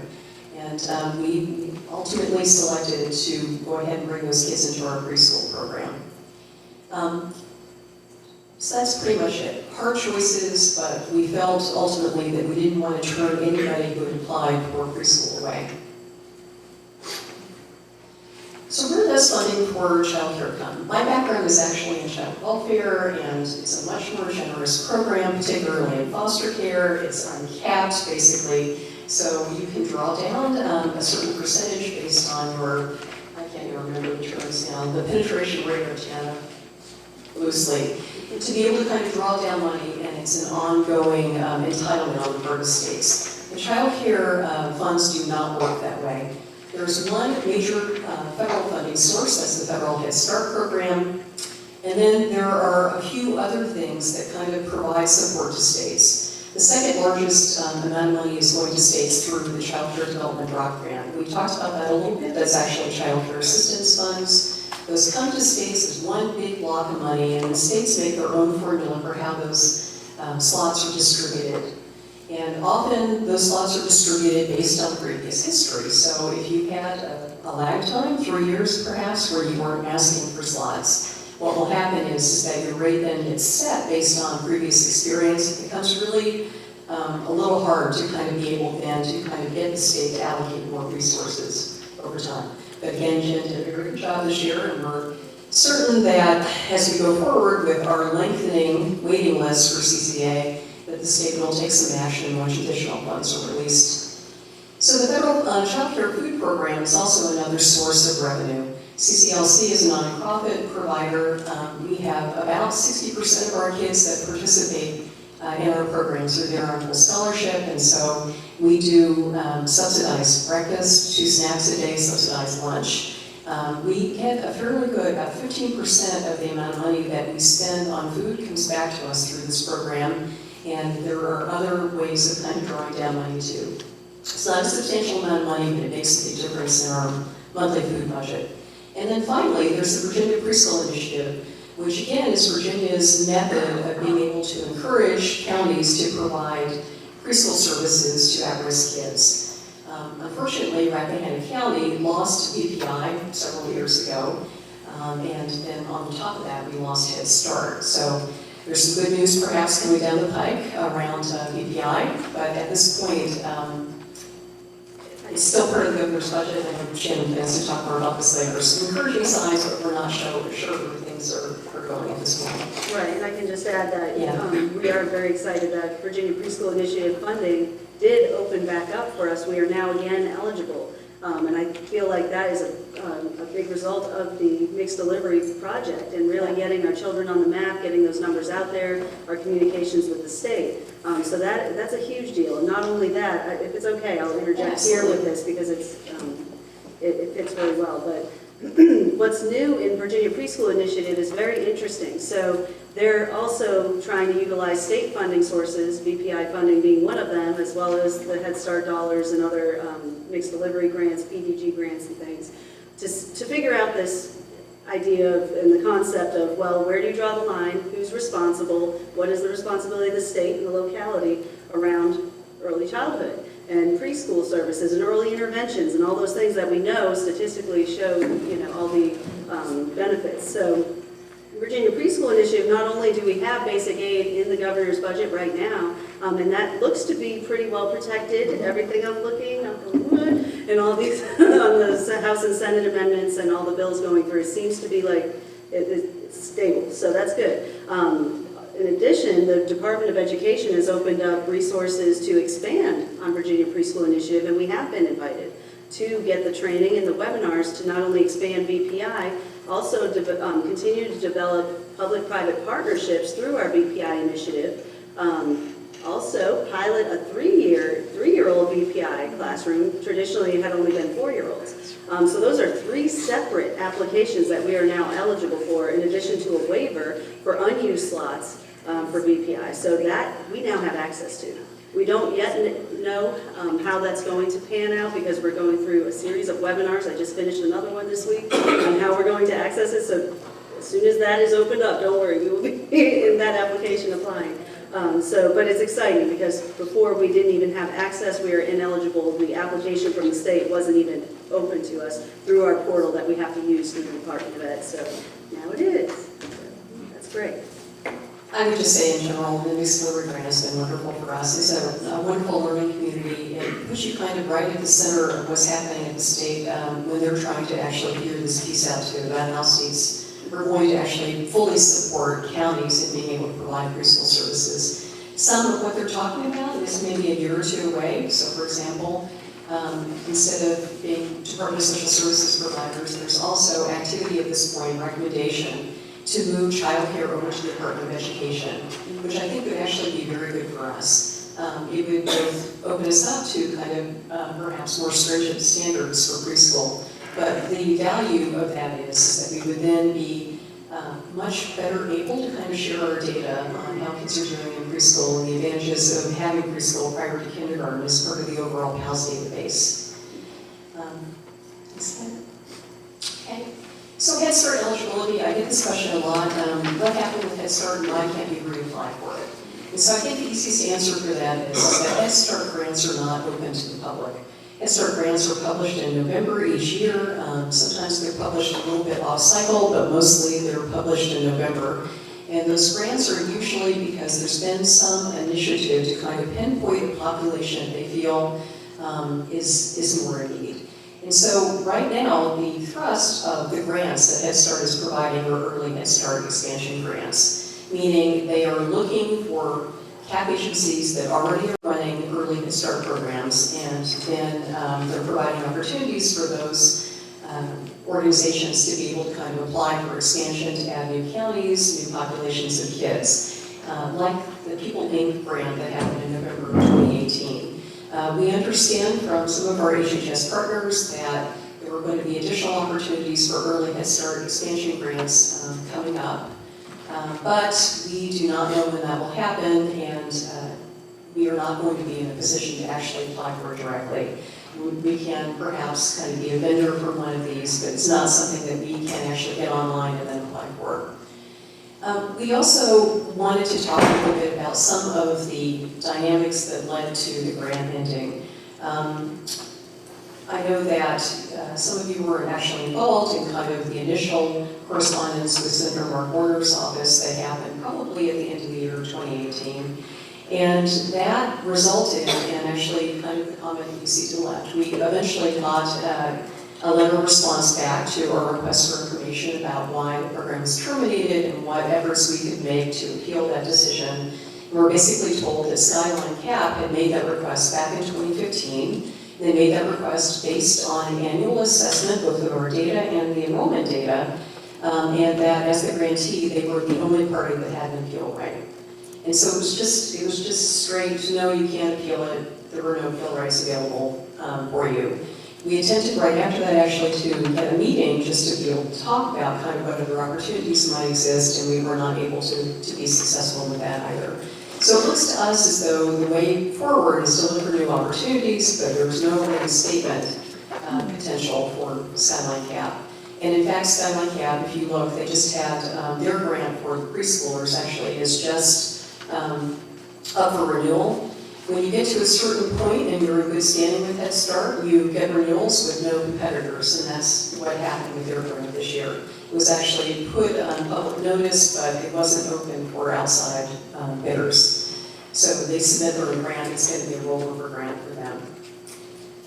I would say that it's not as bad as it sounds. One of the things that, I think we can go to the next slide. One of the things that is really not helpful for us with Head Start, should it come back, is the reimbursement rate. Again, it's about average cost of care is $10,000. Head Start in Virginia pays $8,000. They also require you to have a BA level teacher. They also require you to have a case manager on staff. All of those things are expenses that Head Start requires but does not compensate for. And the Head Start expansion grants are not being routinely authorized. And so what that means is that even were we able to kind of get linked into an existing grant, we would not be coming in as a new grantee. They would have to kind of pull out money within an existing grant to be able to fund us. So I hope that's clear. It's a little confusing even to me. We also found that one of the problems with Head Start, we look at our data a lot because we participate in the Neighborhood Assistance Program, and we also participate in a lot of other types of programs like the USDA food program that require us to do family household income. Up until this year, Head Start really was looking at populations of kids that were very needy. They were homeless. They were kids whose parents were on public assistance. They were kids that had already an existing IEP. And they were kids that had to be at 100% of the federal poverty level. In 2020, that amount went up to 200% of the federal poverty level, but you're still talking about a maximum income level of $21,000 for a family of 3. So it's a very, very, very low bar for kids that can qualify on the basis of income. And that's actually what happened to us the last go-around. We did not have enough families in Rappahannock County that met that very, very strict definition of poverty. We have a lot of families in Rappahannock County, many of whom were serving as CCLC, that fall somewhere between the 120% of poverty mark, under 30% of poverty mark, up to 300% of poverty. But we do not have a lot of families that are, really at that much lower standard. So it's a good news, bad news situation. There are a lot of pros for being a Head Start site, but we do have a lot more flexibility being a mixed delivery grant site. It gives us the opportunity for partnership, the opportunity to expand, to be able to kind of craft the program the way that we want to. The BPI as a funding source is actually much more liberal in the eligibility requirements than Head Start is, so we think in combination, the two of those will give Rappahannock County a better way to kind of fund our demographics. Okay, so for recommendations, what we would like to think about going forward into the next year, this is actually going to be, we're going into our last year of mixed delivery grant funding for this cycle. The new cycle will begin again in November. We are going to make application for that in addition to any other sources of funding through BPI that might be available to us. But we think for this upcoming year that the best way that we can move forward, if you look at the average number of kids that are applying each year, which is about 48 one year, I think it was 42 the year prior to that, so about an average of 44 kids, roughly, that the best way to be able to support those children would be to actually open a BPI classroom, but to maintain the current preschool classroom that you have in our CPS. That would allow a couple of things to happen. One of which is it would allow almost immediately for Shannon to be able to kind of reduce the number of children she has in each of those preschool classes to about 15. And then CCLC would not have a burden of taking on close to 30 kids. We would be back at around 14. We're going to have carryover going into next year that should be able to pay for 11 of those kids' tuition. And we would seek today kind of the difference, which would be $30,000 or $10,000 for the 3 children at $10,000 that we would take. And of course that would be completely after the enrollment process happens and we have a better understanding of who's enrolled and how many kids we have next year. We would also really strongly encourage kind of a set-aside be developed. We have other participants in the preschool process that are coming on board. Both Bellevue and Hearthstone are actively working to be part of the universal application and enrollment process here in Rappahannock County. Neither one is currently working with Virginia Quality, which is one of the mixed delivery grant requirements. But probably by this time next year, they will also both be very interested in participating. But all of us share kind of one problem, which is that there are always many more applicants than there are scholarship funds available. So that's going to be true for any provider that's doing this work for the public benefit, but kind of with limited resources. So the other thing that I would say is that the MPG funding is never certain. We are in a really good position for it because we've been very active partners, and I think they've been very pleased with the work that we've done, and we've had very encouraging words about going forward with the mixed delivery grant next year. We have already been accepted as a site for the preschool development grant in this upcoming year. I think that's a 2-year cycle, so it's also Virginia Early Childhood Foundation. So I think that they are pleased with our work and what we've been doing, and I think that it's not a slam dunk, but I think we have a very good chance of being able to get that grant. If that happens, beginning in the subsequent school year, we'll again have $250,000 to be able to cover the expenses of this reduced number of children that CCLC could serve.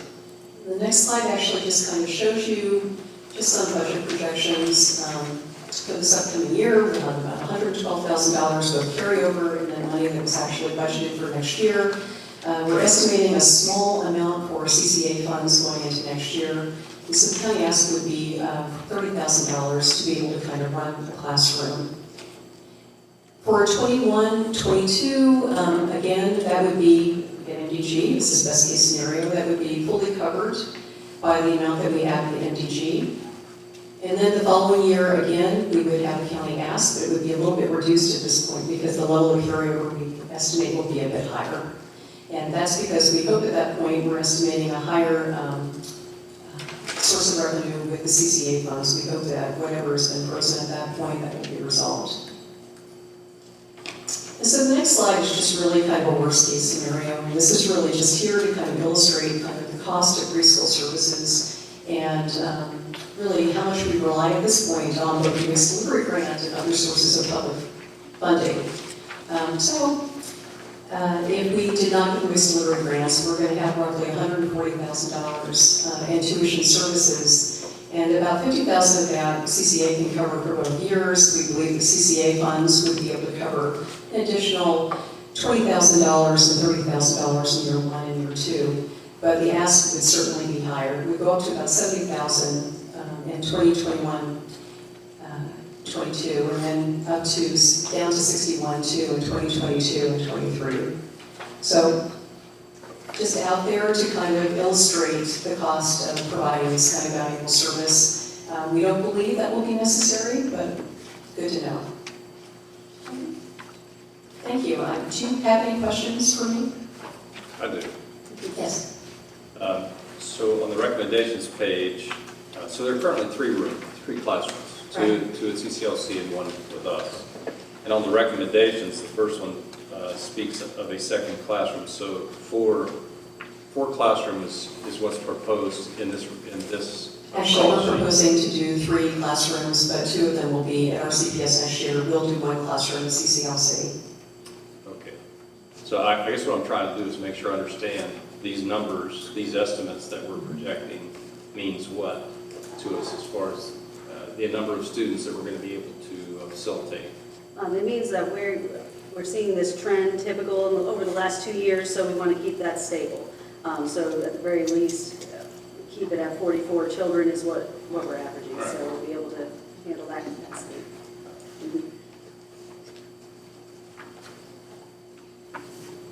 So there's no worst case for 2020, 2021. Does that mean it's the same as the best case? Why? For this upcoming school year? Yeah. The best case scenario is that if we are able to get support from the Board of Supervisors and School Board today, then with that and the amount of carryover that we have, we would be able to cover a full classroom of kids at CCLC.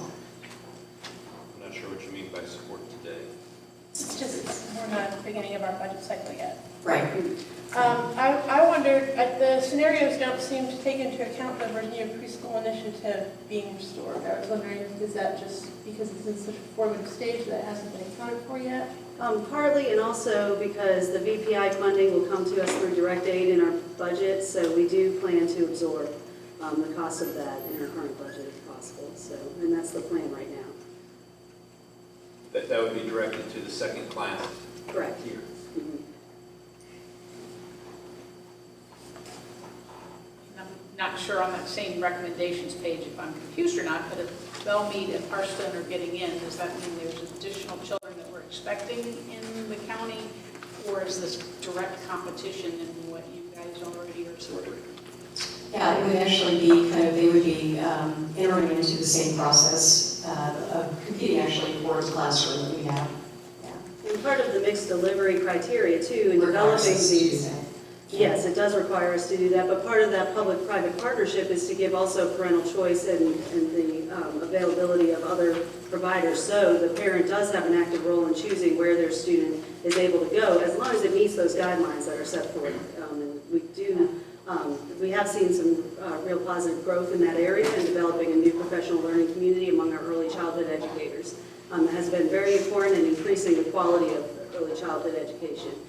Which really gets us all on the same page. We're speaking the same language. We have the same tools for observation. It helps us know and engage the metric for which kids need to be able to be successful at kindergarten, which is what the public schools really have a huge interest in, because every year you miss, it gets much more costly, and it takes 3 times more intervention to get them just on a level playing field. So it's much harder. So the earlier we intervene is critically important to them. Lisa, I have a couple of questions. The first one dovetails with what Ms. Donahue just asked, I think. Just looking across the landscape of the education market in Rappahannock County, we have Hearthstone, Belmead, Wakefield Country Day School, Public School, CCLC, and Baby Bear Daycare, which also plays an important role for young children. And my question is, and I feel bad asking this because you've already alluded to the fact that you're maxed out in terms of number of children in a classroom, but it's a question of, is there an opportunity for benefiting from economies of scale and closer coordination across all of these institutions? And we've already talked about Belmead and Hearthstone. I also recognize their challenges in the sense that we're talking about different educational philosophies. You have Montessori and you have classical education at Wakefield Country Day School, Waldorf education at Hearthstone. So maybe you could just expound a little bit on what efforts are being made to increase this coordination across all these institutions. Yeah, so the preschool development grant is really about that coordination, building kind of both a learning community and actually moving your providers to increase the quality of care. And so in this past year, we've actually worked directly both with Baby Bear, with Belmead, and more recently with Hearthstone to really think about how they could become engaged in Virginia quality, how they could actually begin to participate in the class observation process, and in the case of Belmead, how they could become a licensed subsidy provider. The preschool development grant and the mixed delivery grant require, when the school system is using providers for preschool outside of the school systems, you have to meet certain standards, and those standards really are about being able to kind of assess what you're doing, being able to kind of pass licensing requirements, being able to kind of be willing to pass requirements to become a licensed subsidy provider, and finally being willing to kind of work with Virginia quality. And everybody's at different stages of that at this point, but we've had a lot of interest from both Hearthstone and Belmead. At the time that we initially approached Wakefield, which is a very fine preschool program, by the way, they all are, they were in a position, not in a position actually to participate. I understand more recently that they've expressed some interest in becoming a subsidy provider. Again, I think all of us that are providing preschool are struggling with the level of scholarships that were being requested for families in the county that are trying to have their kids in preschool. My second question, and by the way, I want to mention how pleased I was to meet with you and Miranda Hope, one of your board members, and to tour your facility. I'm fortunate to represent the Hampton voting district, in part because of the things that are located within it, and CCLC is obviously a bright, shining star within our district. Thank you. Yeah, the facility looks great, and I know that you have a very active board that does a lot to really constantly improve facilities. Because the $30,000 request is really directed for basically supporting 3 student spots at CCLC, some of these numbers are in your presentation, but just to be clear, how many total employees do you have currently? 26 employees. And your total enrollment again? Our total enrollment is at 100 now. Okay, and the cost per student you said is approximately $10,000. At the preschool level for full-time. It's more expensive for infants and toddlers.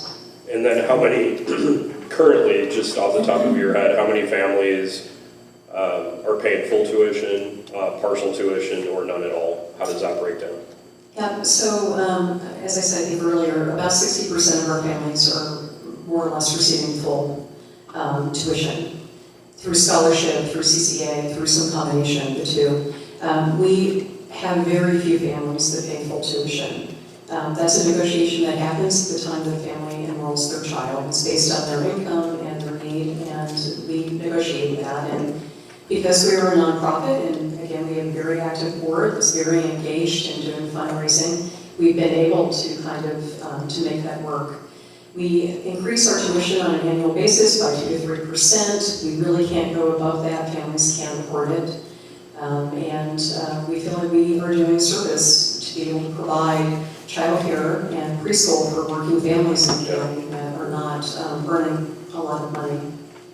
And that's such an important point because we're all constantly talking about how incrementally we can balance our demographics, and I don't say that to offend the older members of our audience tonight, but I think we're all aware of the skewed demographics in Rappahannock County, and clearly any infrastructure, education, or otherwise we could provide to keep young working families in the county is really critical. And I congratulate you on your work in this regard, and also the work of the public school and both of your boards. Thank you. And it's been tracked that all of the students at CCLC end up coming into Rappahannock schools and or they're in our parks. So we're benefiting directly in these schools from supporting the students who will be at CCLC. Is that correct, or do they go to other places? They go off to Wakefield sometimes, is that? We lose occasionally, we lose people to child care centers close to parents' places of employment, but no, the Rappahannock County residents by and large, and so their children are going to the public schools. I've heard varying statistics about an investment of $1 in early childhood can save a lot, go up the line, and think about mental health, you think about the need for specialists in classrooms, which are state mandates that are often not funded. I feel like that should be part of our calculus of looking at setting aside an amount for a few kids so we can maintain the service for everybody. I consider it more of an investment. An investment, yeah, it's like a foundation Really for is. a house or something. It pays a lot of percentage dividends. Can you help me understand the difference between the total cost for school year 21, 22, 22, 23, and then 2021? 14 kids, total cost, $140,000, $10,000 per kid, that makes sense. But that is not the same for 2020, 2021. Why do 14 kids cost $151,000 next year? It's just actually, what you've seen with that is some calculations on how we believe CCA will grow. And we're basing that on the fact that we have families that are getting CCA now, but whose kids are at a younger age that would then move right out in, would carry their CCA with them. And so we have more revenue coming in, that revenue then would be carried over to the next year, reduces the burden on the ask. So I guess that's the end of my question. Why is it 30,000 and not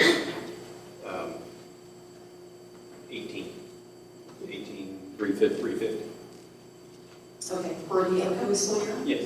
To make the total $140,000. I don't know, perhaps my math is wrong, but I think actually that Shannon and I talked about this, and I think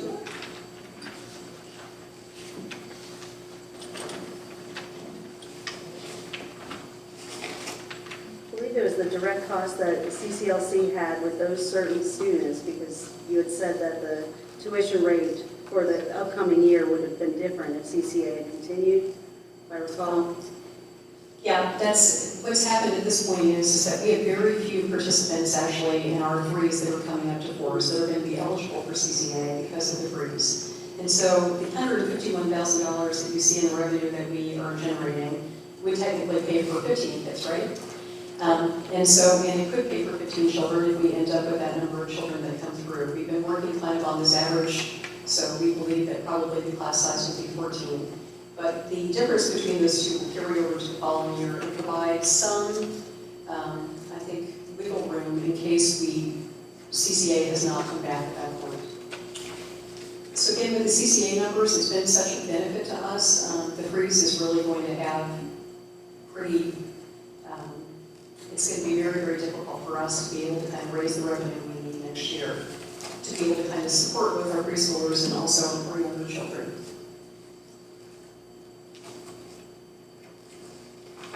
My apologies for not making that clear.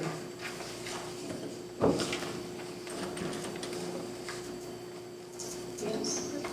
And of course, no decisions have to be made today, but we wanted to have this joint discussion because it does have an impact on both budgets. It's a very important community discussion about the role of preschool and what the locality's responsibility is to invest in early childhood. And also, do we believe in what we've created in this collaboration with the mixed delivery? We think we have created something a lot better than what we could have done had we gone a different route. So with our recommendations, there's a lot to consider. When I talk about budget blocks, building blocks later, we will talk about that, but our plan is if we were to have a second classroom, it would be absorbed in our budget. So as part of the BPI funding being funneled toward that through basic aid. So it wouldn't be an additional ask for that classroom to add to our current staffing. In a way, losing Head Start is a bonus. Yep. Well, it allowed us. It allowed us to I serve more. think what we have now is better than what we had. A blessing. A blessing. A blessing.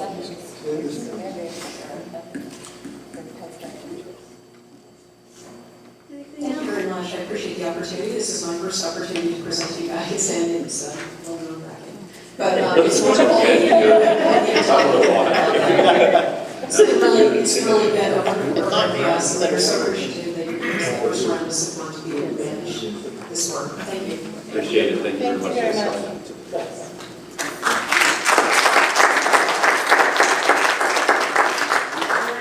Concludes the superintendent's reports and during the joint session. Looks like we've already done questions and discussion. Is there more questions and discussion about these two items that we just heard about? I had a few questions because I think I'm the only member of the Board of Supervisors here tonight that voted for the Head Start funding initially when it came through. And it was when the request came up from the school to fund it. And it was my understanding that we were going to change who we partnered with in trying to pursue that further and try to get that reinstated. Absolutely. And allowing the funding to get it reinstated was really why the supervisors, I believe, that voted to fund it, voted to do so, was that there was the idea that the funding would be reinstated. And I think we find ourselves in a really challenging position now with that funding not reinstated. And so I guess I'd like to know, it seems like we're still alive with Skyline Cap in this pursuit, and I did think there was talk about switching it up at some point, and I don't feel like I have those details squared up. Okay, we did talk a little bit about that. So People Inc. is the CAP agency we are now going through to pursue that avenue. They are eligible to apply for Head Start funding. We are not, as a community, as a school system. CCLC cannot. We are only contracted services, basically a vendor. They don't even have to tell us if they're reallocating funding or anything. We're a vendor. So just like if you got a new HVAC person and said, okay, sorry, next person.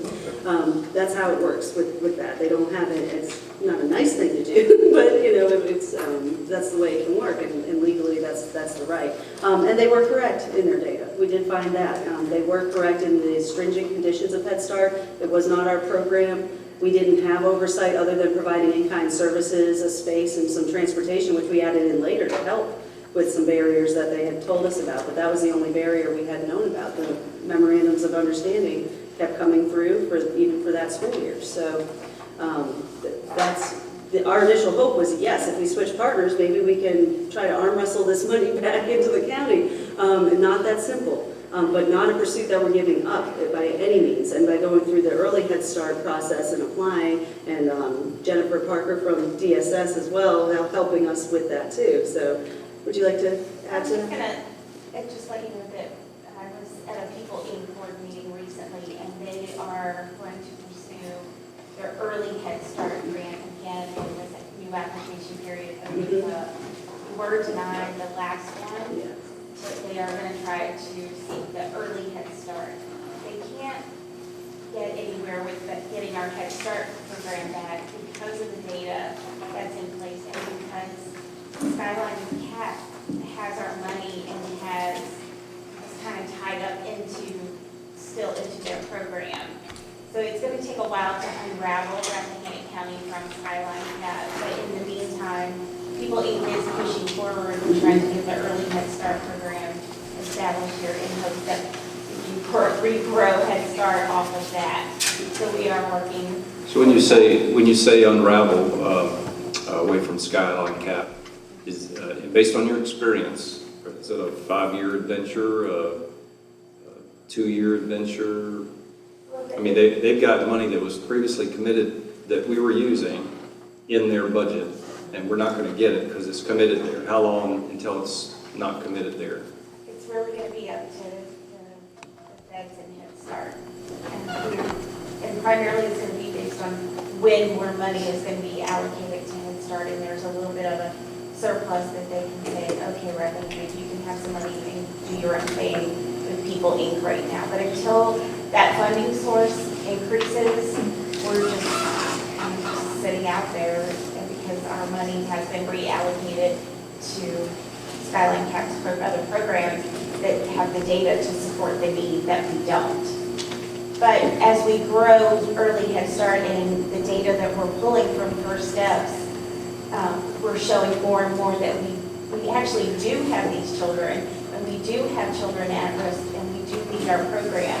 So it may take a few more years for us to be able to say, we have it, we really need it, and we have to have it back.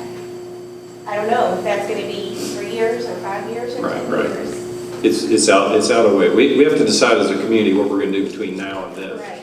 And so that's really the question that's on the table. What are we going to do for the next 5 years while we're waiting for this money to become available again? Right? That's where we're at. I think. And then I guess I wonder also if there's other entities that are going to be entering, the competitive market to have these students. What kind of challenges does that present to the system? And what does that local landscape look like in the near future? And that's a great question and a fair point, and one that Mixed Delivery did think of, and that's why they helped.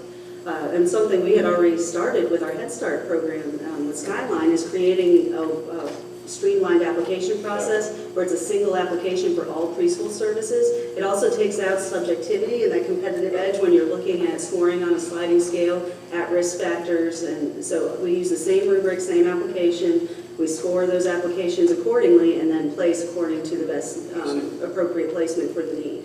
That would continue, and then the component of choice with the other providers as they come on could play a part in that. We can say we recommend you be placed in this setting because it best fits the needs based on your application. However, you can also have choice in that. So that was a requirement of the Mixed Delivery and Preschool Development Grant, and that's something we have established. And we do take that into consideration because ultimately we want everybody placed, no matter where it is, it's going to help, especially if we're all working together on that universal language. That makes sense.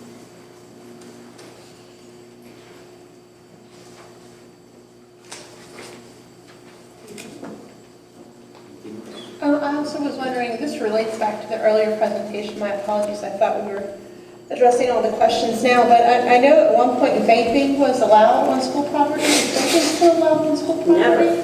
Never. No ma'am. Okay. Did your son say that?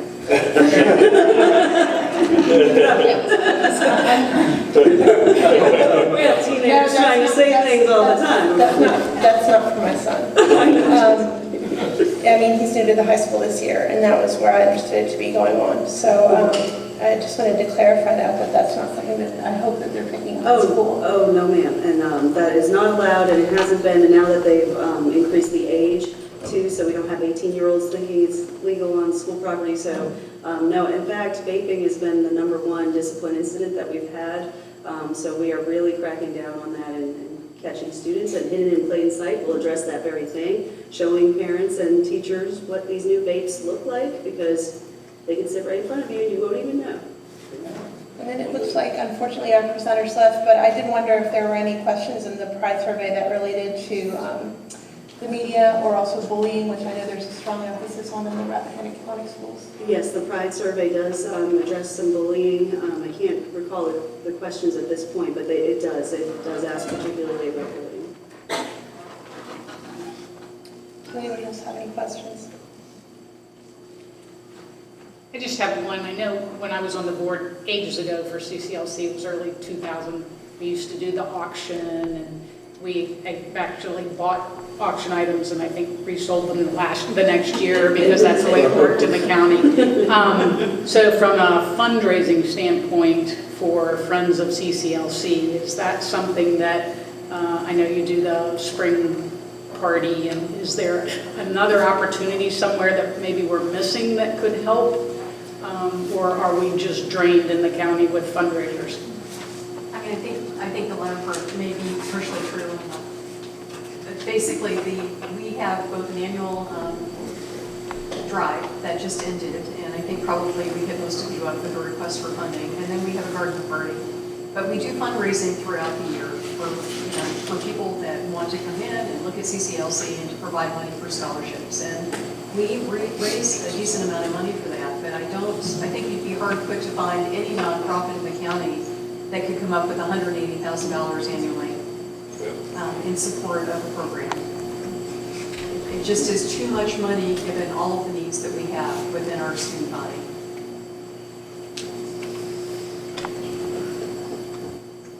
Anyone else on the board have any questions? Great presentation. Thank you very much. So I guess the next thing to discuss is this document. Yeah.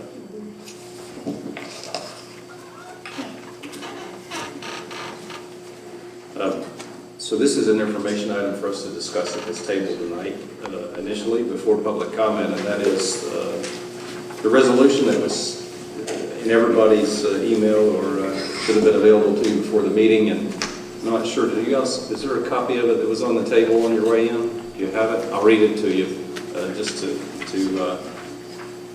get you ready for your night's rest. So at this point, it's our intention, I believe, to ask tonight for a motion for both of our boards to sign this joint plea for rural school divisions. And so this is a time to discuss that, if anybody wants to discuss that item. I appreciate Keir doing some wordsmithing. That was good work. Well done. Reads very well. Any questions or comments about it? Are you curious what it says? Are you? You'll be sorry. Joint School Board and Board of Supervisors resolution to support an increase in the state funding for small and rural school divisions is the title. It has our symbols on the top. Would you? Oh, that'd be great.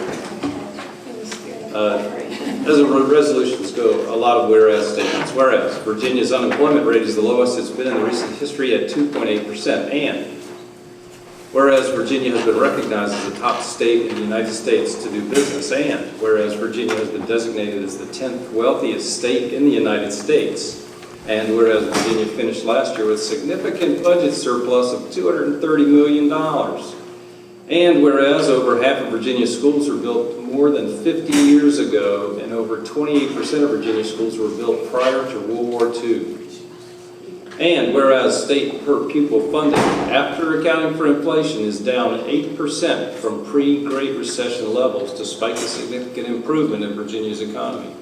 And whereas Virginia ranks 32nd in per pupil funding nationally. And whereas per pupil spending varies widely across Virginia, from 9,000 in some rural districts to 20,000 in suburban districts, with a statewide average in per pupil spending trailing the national average by approximately $1,800 per student. And whereas teachers are paid more than $9,000 less than the national average, which ranks Virginia 35th in the United States. And whereas since the Great Recession, localities have increased their share of public education funding by 2.9%, while the state has reduced its share by 3.3%. And whereas in Virginia's rural schools, where localities have seen the least post-Great Recession growth, those numbers are even worse. Rural localities have increased their share of education funding by 3.9%, and the state has reduced its funding to rural schools by 4.4%. Whereas the national average for additional funding for high poverty students is estimated between 20 and 29%, and Virginia caps this funding stream at 16%. And whereas the research is clear that teaching students whose families live in poverty is more expensive than providing education to students of affluent families.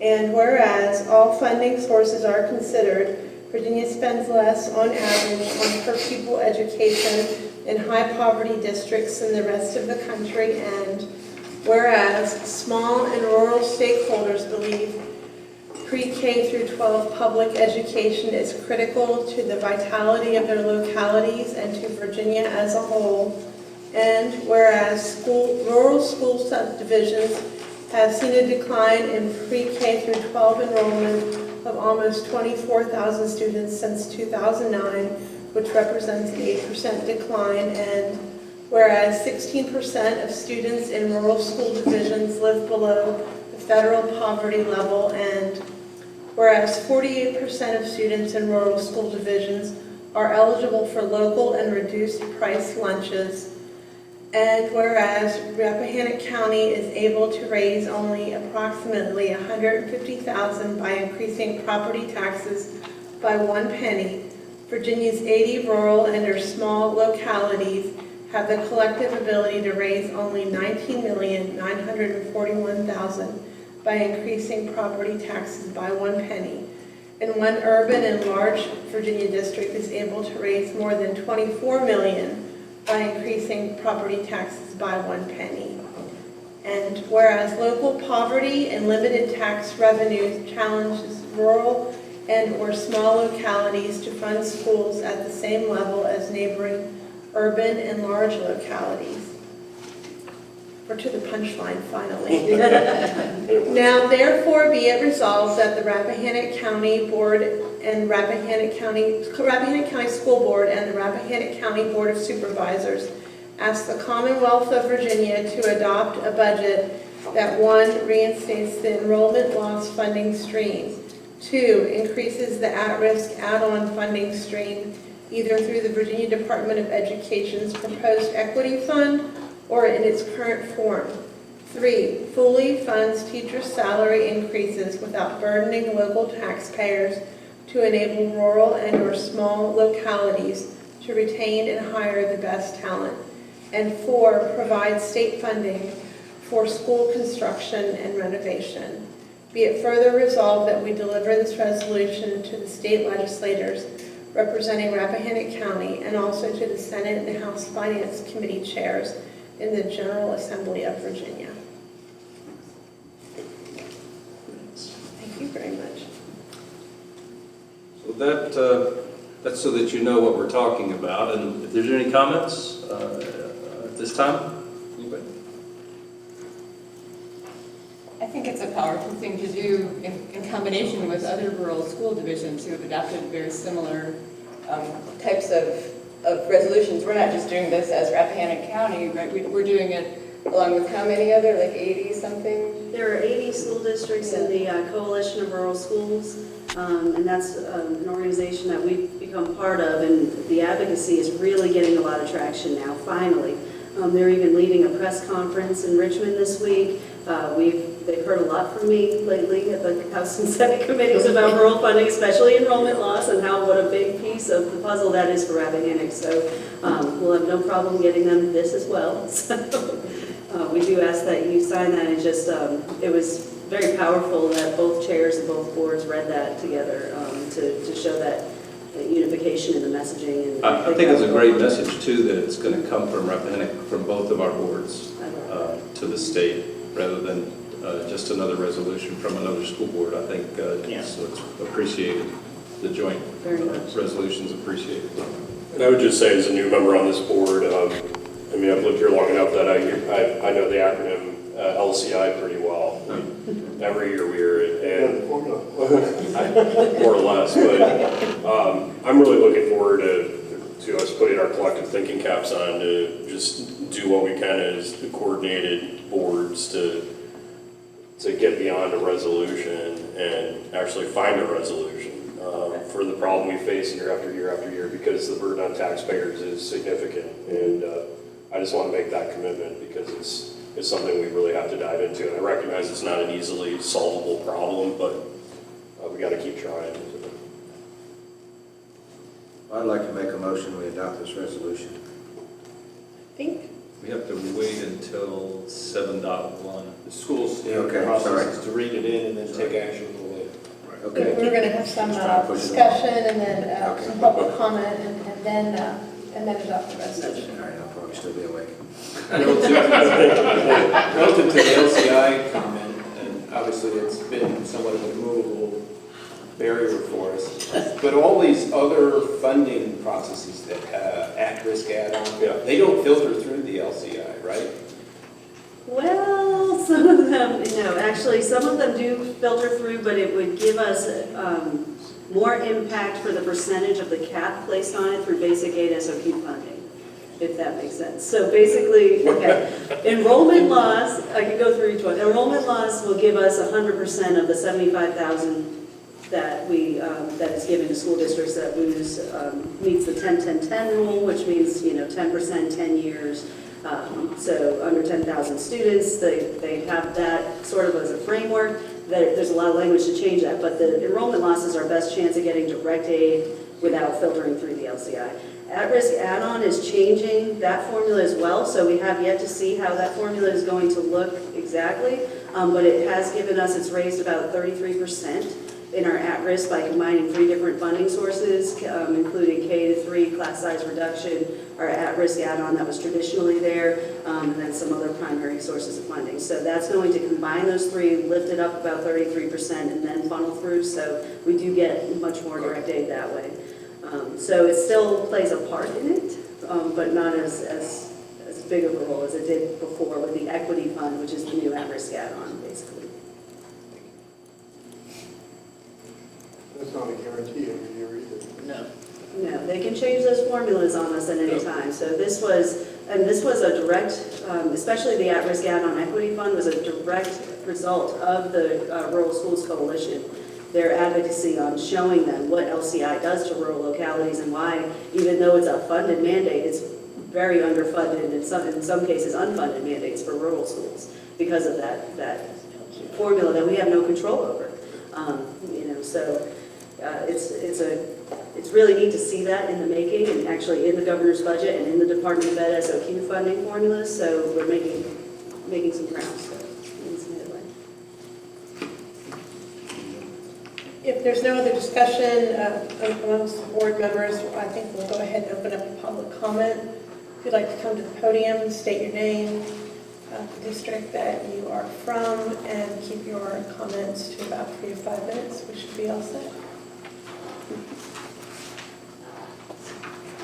Good evening, boards. Good evening. And I'm from the Wakefield District, and I'm here to urge you to support CCLC's request for $30,000. The good news is there are children in Rappahannock County, contrary to rumor that there are none. And there seem to be an increasing number, and it may be that number are increasingly needy and require additional public funding and private funding. And I've been fundraising for CCLC for the last 40 years, I think, and we really beat every bush for every penny. And we're still coming short on these kids because you really need quality preschool providers. And on that note, CCLC is really a gem. It has certifications, national certifications that no other preschool or daycare has in the surrounding 5 counties. So we're incredibly lucky to have it. We are even luckier to have Dr. Shannon Grimsley, who for the first time since I've been involved with CCLC has really reached out to have a public-private partnership in a way that it's going to work. So it's working well for this county, and it's going to work well for every kid in this county. I am, as always, grateful to the great Shannon Grimsley. But anyway, I think to keep kids. I remember hearing on the radio an Oklahoma legislator talking about supporting preschool initiatives in Oklahoma, and what he did was to compare the cost of preschool versus the cost of juvenile detention, which is where so many kids who don't have adequate preschool and socialization skills end up. So in the back of your mind, when you're thinking 30,000, think of what that could, how far that would go for a kid in juvenile detention, and it wouldn't last for but a couple of months, I think. So anyway, I urge you to support this. I think it's a great idea on any number of levels, both for the kids, for the private and public cooperation, and for the good of the county. Thank you. Thanks, Chuck. Anyone else?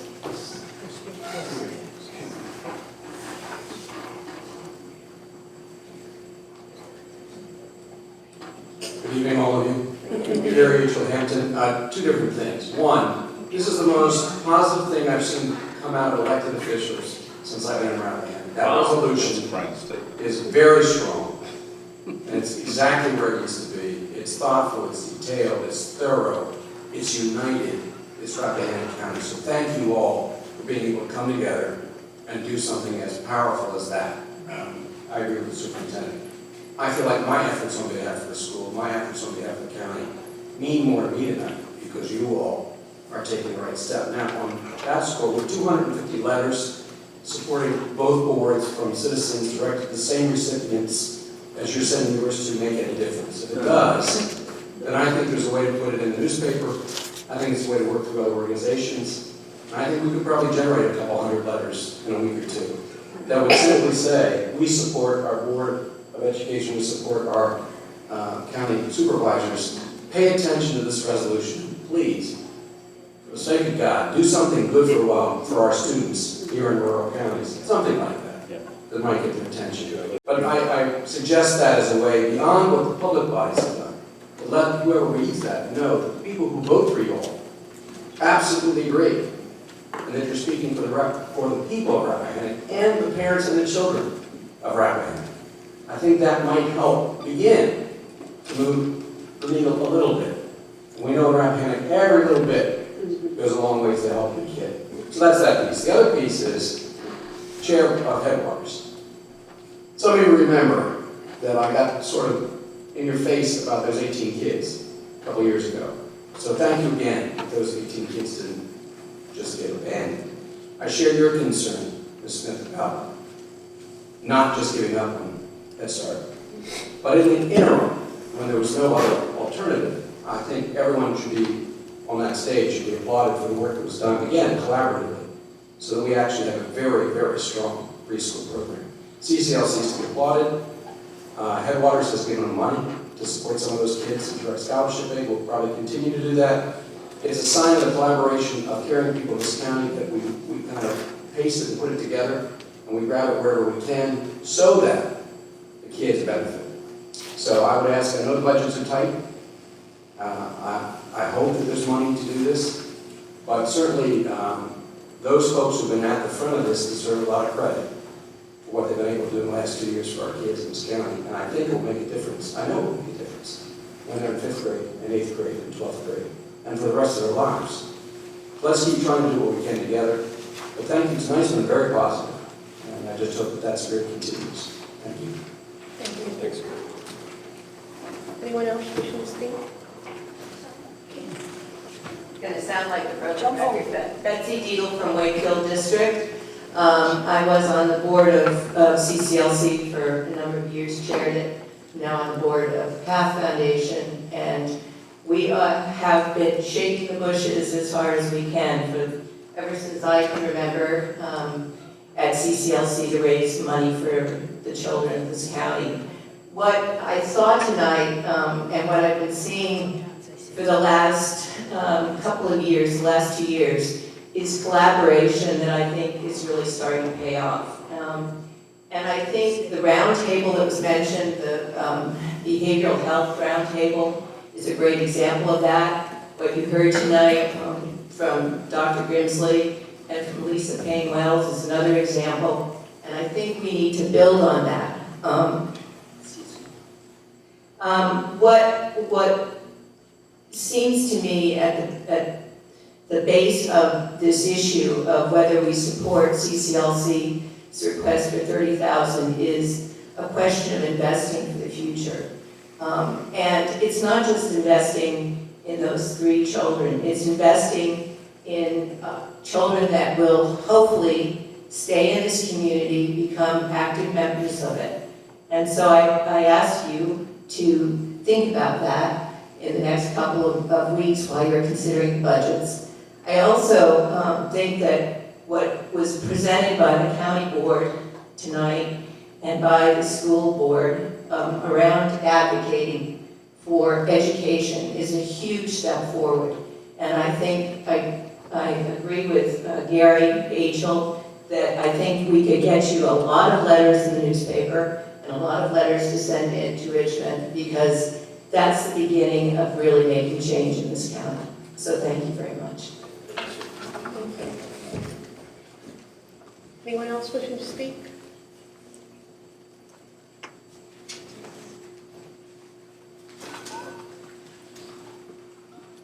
All right, then there's an additional public comment period regarding the 2021 preschool. In particular, if anyone has any additional comments to add.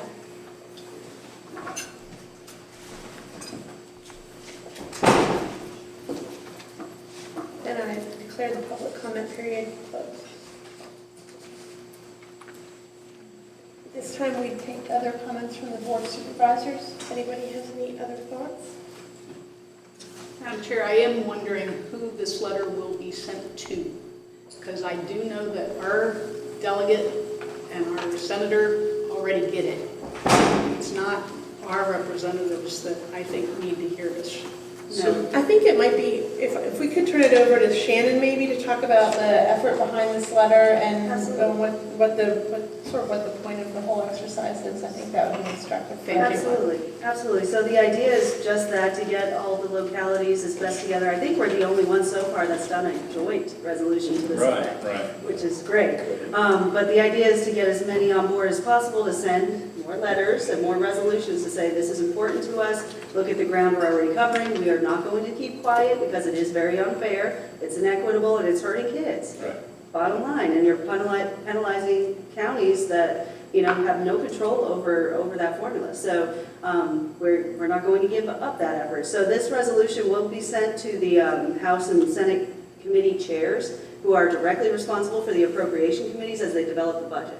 That's where we're focusing all of our energy, trying to get to them. So there is a list that I can also send out of people to send those letters to, and there's a good list of it, not only the committee chairs, but also everyone that sits on those committees. So as many as you want to write, we'll take them, yes. And this was based kind of loosely on a framework provided by a rural schools coalition? Yes, ma'am. Yes, ma'am. They sent out the template to revise to address your locality, but all the data and stuff is supported, and you can go to their website and see their affiliations as well. Very good, thank you. You're welcome.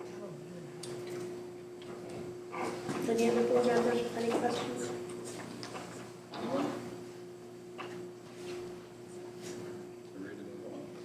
We're at 7.1, correct? 7.1 on our agenda.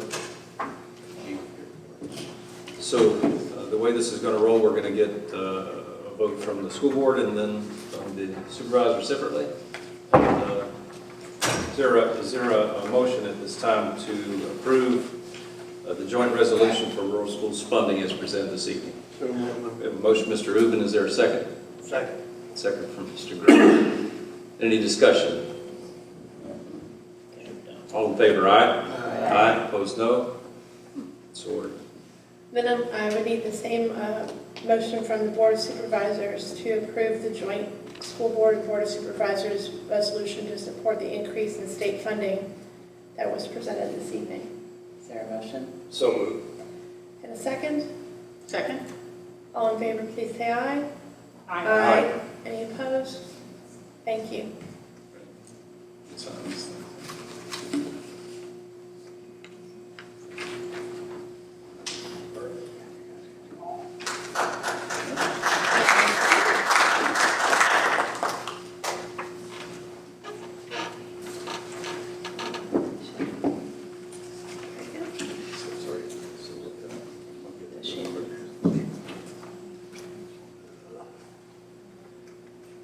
Thank you very much, everybody.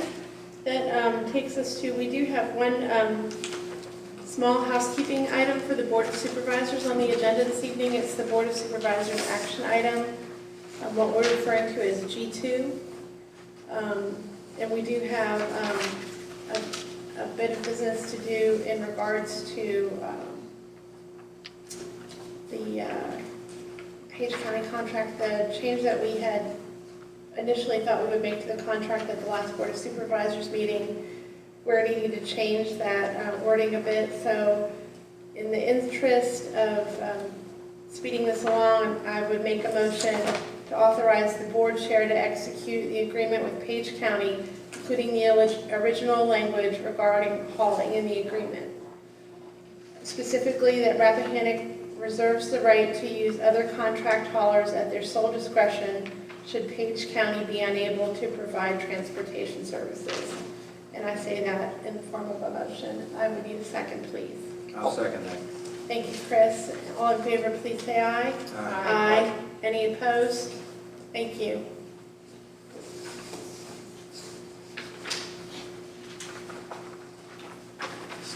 Say the name of business, I'm not sure we have any, but this, the next joint meeting we need to discuss. Oh, the next joint meeting. You have ideas? I did have an idea. I noticed when I looked at the calendar for our budget meetings, the April 20th budget meeting regarding the school budget, I was hoping that that would be a joint meeting, and it looks like we only have that as a Board of Supervisors meeting this year, and I was really hoping that that could be a joint exercise. It's my recollection that we had that as a joint exercise in the past. It was usually earlier, if I recall, in the... It was in March. March, it used to be in March prior to adoption of the budget, I believe, and then the school board has already adopted by then, by the April hearing. I don't know if it would be useful to add another meeting in there and have that be the joint meeting, or just make that April 20th meeting a joint meeting, because it is a discussion of the adopted school board budget. I would defer to you all on what you think would be the... This was fun. I think we should do... So, Well, my concern and my recollection from last year is that the Board of Supervisors, it was the Board of Supervisors meeting, and we had many members of the school board commenting, which is wonderful, and I enjoy to hear from everyone. However, it does at some point run the risk that if we engage in dialogue, that we might be construed as having an illegal meeting. And so it might be beneficial to make it just a joint meeting from the outset to encourage that kind of dialogue. there's no reason not to. Yeah, the April 20th. April 20th? Yes, I think it's Monday, April 20th.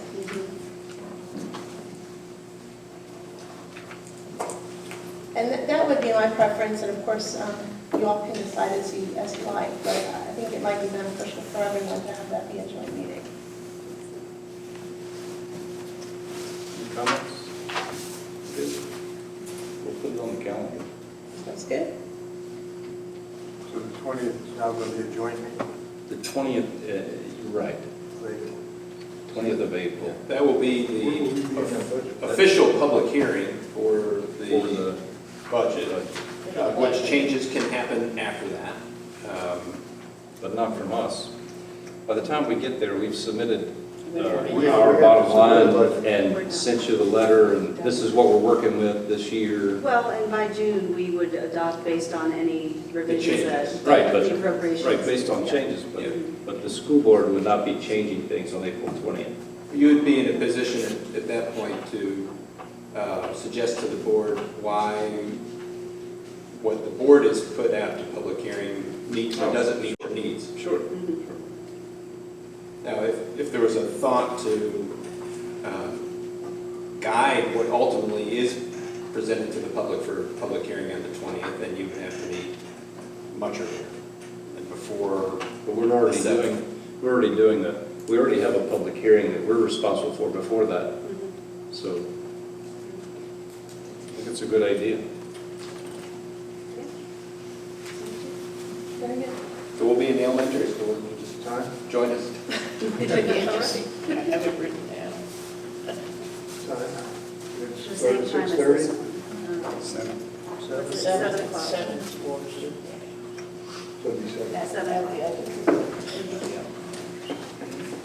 Sounds good, thank you very much.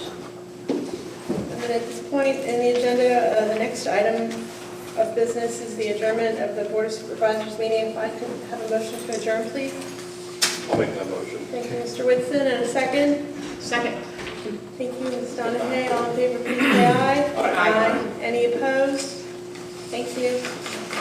We're going to have a short recess while we say good night to some folks, and then we'll continue the school board meeting at item 10.1.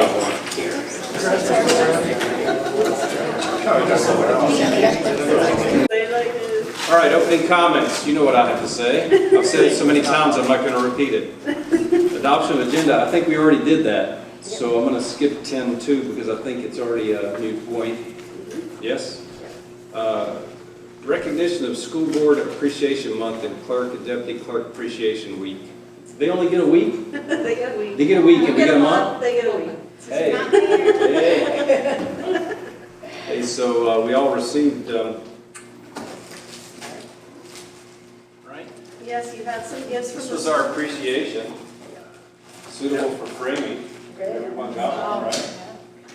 Yeah. Appreciate it. Feel so appreciated. Of course, this was given, you know, a lot of people only been in office a month. They were appreciated just as much as the public. So, anyway, appreciation. Also, I know that, I'm not sure how far this went, but there was a letter of appreciation sent to Mr. Ubben's boss. Yes. And to my boss. Yes. From the Virginia School Board Association. Your boss didn't get one. I'm just kidding. I'm just kidding. So My boss picked it your up. boss didn't get one either. So that was actually, you know, it's a really neat thing. No, that was They got his title wrong, but it was a pretty neat thing. That's good PR. good, yeah, good Yeah. PR, but Yeah, it was good. I was like, you're trying to get the right. Yeah. Yeah. Yeah, I actually have to submit paperwork every year for outside employment. So they track my outside employment. Really? Oh, sure. We can move on?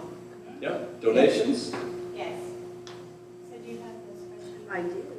Okay, Lisa and David Jones donated 2 mowers and a pressure washer to Mr. Hogan's class at the high school.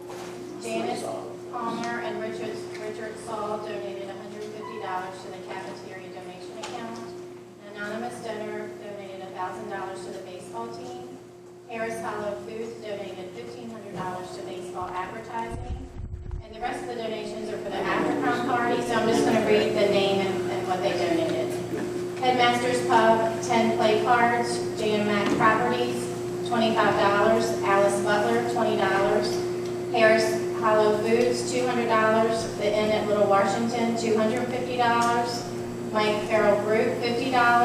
Rose Hill Veterinary Practice, $100. Shenandoah River Outfitters, 1 canoe day trip.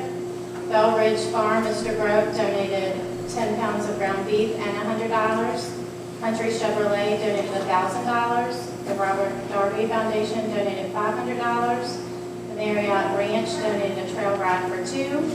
And McClanning and Cameron donated an 8x12 custom cut mat. Lilo Looks, $25. Linda Clark, $20. And Cindy Giles, $30. Thank you.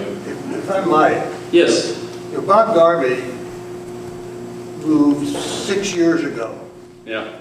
and is in Florida and is in a retirement home in Florida. And to his credit, he has never forgotten us. So that's really, if you happen to see him, thank you. And we still send letters of appreciation. Yes. Thanks for these. It's a good idea. Thank you very much. Is there a motion to adopt the minutes from January 14th and 21st as they were presented to us in our packets? Do you have a motion for that? We have a motion, Ms. Baum. Is there a second? Second, Mr. Grove. Is there any comments? All in favor, aye? Aye. Aye, opposed, no. So ordered. Mr. Grove, do you have a chance to verify the bills? I did. Everything looks fine. We're getting a great deal on propane. I mean, it must be the bid process, but the price of propane was really cheap. It's good to know. That was great, yeah. And with a mild winter, we might have some money left over in there. Well, we won't have to spend as much film as that. Thank you. All right, is there a motion to approve the consent agenda? We have a motion, Mr. Rubin. Is there a second? Second. Second from Ms. Meyer. All in favor, aye? Aye. Opposed, no. So ordered. Madam Superintendent again. Yes, okay. The first item from these reports is the draft calendar for the school year 2020-2021. Ms. Carol Johnson was able to go through the same process with stakeholder meetings, send out a community survey, and the calendar that you see is very closely mirrors what we've done this year. It was very difficult to gauge how we felt about it because we haven't gone through this new calendar yet. But for the by and large, this was the winner. So we'll ask that be an action item for your approval. Any questions about that? Any questions about the calendar as it was presented? So we saw the survey, how did that, there was a survey about the calendar, was that very decisive, what people? It was much more decisive than last year. Last year, we Last actually year was sent like the survey to get the Yeah. decisive factor. And this Okay. time that helped us to do it proactively, so we were able to see very clearly this was the winning calendar. It would be helpful, I think, if we put the number of school days on the calendar. I didn't see that, maybe I missed it. And the number of conference days and the number of professional development days. They're spread out, but there's no one place Where you that say- shows the What? parents for these things, that, you know, that The we total. have Even if two you, professional development days and so on the forth. legend of it, you could say, Pardon? you could put it on the legend. Yeah, it could go at the You know. legend someplace. We could do that. Yeah, I just think it would be That's a helpful. good point. And March 4, 5, and 8, those are just winter breaks, spring breaks? Spring break, so this is the first, this year's calendar is doing the same thing. It broke up the school calendar into more dispersed days off for students and for teachers. And it also split up the Easter break, spring break Yes, traditionally with a spring March break. Which is So- a great idea. Yes, well, we'll see how it goes. So we haven't lived through it yet, but we think it will be beneficial. So far, the feedback has been great about having the interspersed days for parent-teacher conferences and professional development. Right. And having those long weekends here and there for families. So far, it's been very positive. And we'll vote on that later. Yes, sir. This evening. Okay. And finally, just a budget update. This is the budget building blocks that we give each year. We've already done quite a bit of work in the last work session with establishing how the board's direction and where they would like us to build the budget. So vision and mission is always where we start and make sure that we're meeting our goals. The key considerations for this year's budget development are, of course, the staff increases, which always comprise the most of the cost of the budget as we're building it. The governor's budget, of course, has a 3% over the biennium. The Senate amendment that's up for consideration has a 5% year one of the biennium plus the governor's 3% year two.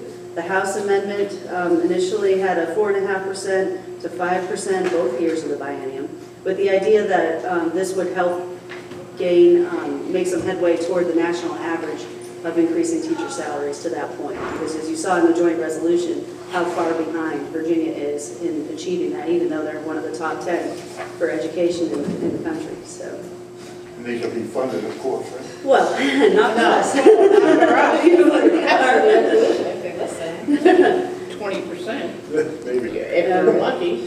The latest iterations coming out of the amendments that I'm seeing right now have a more incremental approach to get teacher salaries to the national average by 2025. So the funding formulas that they will make in the supplemental basic aid for compensation, the compensation section, that will mirror that. Enrollment in ADM, of course, always a consideration for us, and we consistently keep seeing that trend to continue to decline. So that's a key consideration for us because that's how we measure our enrollment, our staffing, our revenue streams and all of that, so. And we're sticking with 780. 780. I wish it could be more, but, you know. Retaining, recruiting talented staff, of course, is we are asked a lot of our teachers. You saw what our prize survey says and what our classroom teachers now have to manage, and also have to be able to intervene and know what to do, provide services. At the same time, teach the content and achieve really high achievement scores, which we do year after year. So it's a testament to our teachers. Our teaching staff are the only people on staff that have a direct impact on student achievement. They're the only people. So we really need to invest in our teachers and make sure that, I can tell you, we have the hardest working staff around. The smaller we get, the more we're asking people to do for less. And you know, that's just the way small schools have to roll. We have a lot of dual endorsed teachers. Our administrators are all taking on additional reports, additional state requirements, additional duties, things like that. We've combined a lot of roles, as you'll see later on. And of course, we pride ourselves on having very effective, innovative programs. We want to continue that. Our capital improvement needs always have to be at the top of the priority list. We've made a great headway over the past few years. Mr. Curry and I have really gotten together to develop a 5-year capital improvement plan that makes sense. And we can, and Dr. Robin Bolt has been great in facilities, getting those bids in and estimates so we can see where the most dire needs are. We've made great gains. And, you know, knock on wood, we don't have any major capital needs for the next 5 years or so that are going to, you know, cripple the county financially. New state mandates, of course, we're always having to pay attention to. So the governor's budget is going to be built on the new local composite index. It is now 0.7996. That is an increase from last year. Remember, we had anticipated under the old formula that we would lose about $65,000 with that increase, because with an increase of LCI means more local ability to pay, less money from the state. But the governor's budget has reconfigured with the Department of Education's new funding formulas for equity and other line items. So the total difference projected in this governor's budget is going to be an addition of state revenue of $56,348, and most of that, just about all of it, geared toward early childhood and preschool. So that's where we can justify what we want to do with the preschool class. The enrollment loss funding is still not there. It hasn't been for the last couple of years. $75,000 a year, that's really impactful when we're building the budget. So we would love that to be reinstated. That was voted on at the conference to reinstate. Good. Yeah. For VSBA? Yeah. Excellent. So VSBA is taking legislative action too to advocate for that. That would give Rappahannock, I think that's our best chance of getting the most money from the state under the current formula. This 56K is based on 780. Yes. That's pretty good. Yes. It really is. So here's the chart of our sad trend line showing our ADM continue to decline, enrollment steadily with it. So average daily membership, of course, is not enrollment. That's the average membership of students in your building enrolled. So average daily attendance does play a big part in that as well. So making sure students are coming to school as much as possible is important.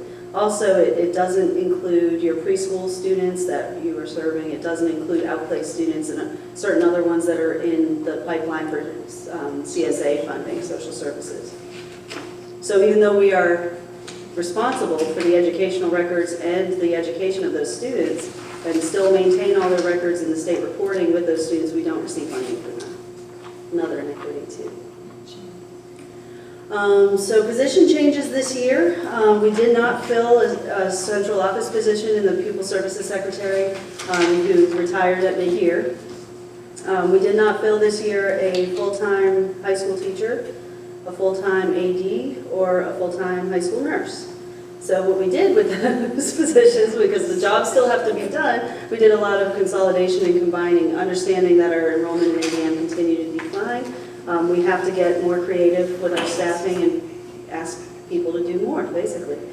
So nurse AD combined, I don't think you'll see that anywhere else. We have a high school teacher that's also our assistant principal.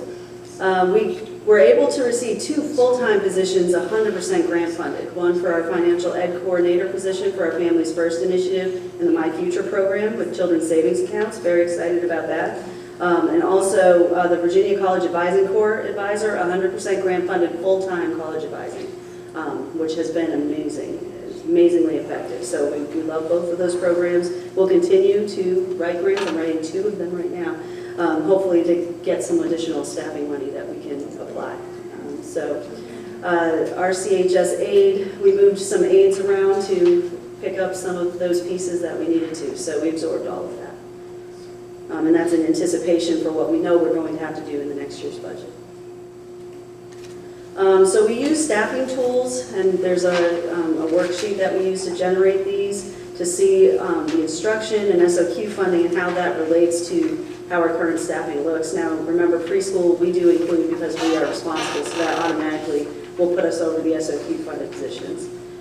So our total difference this year at the elementary school with our numbers at 780 would put us at about 3 teachers, 3.5 over with aides, instructional staff.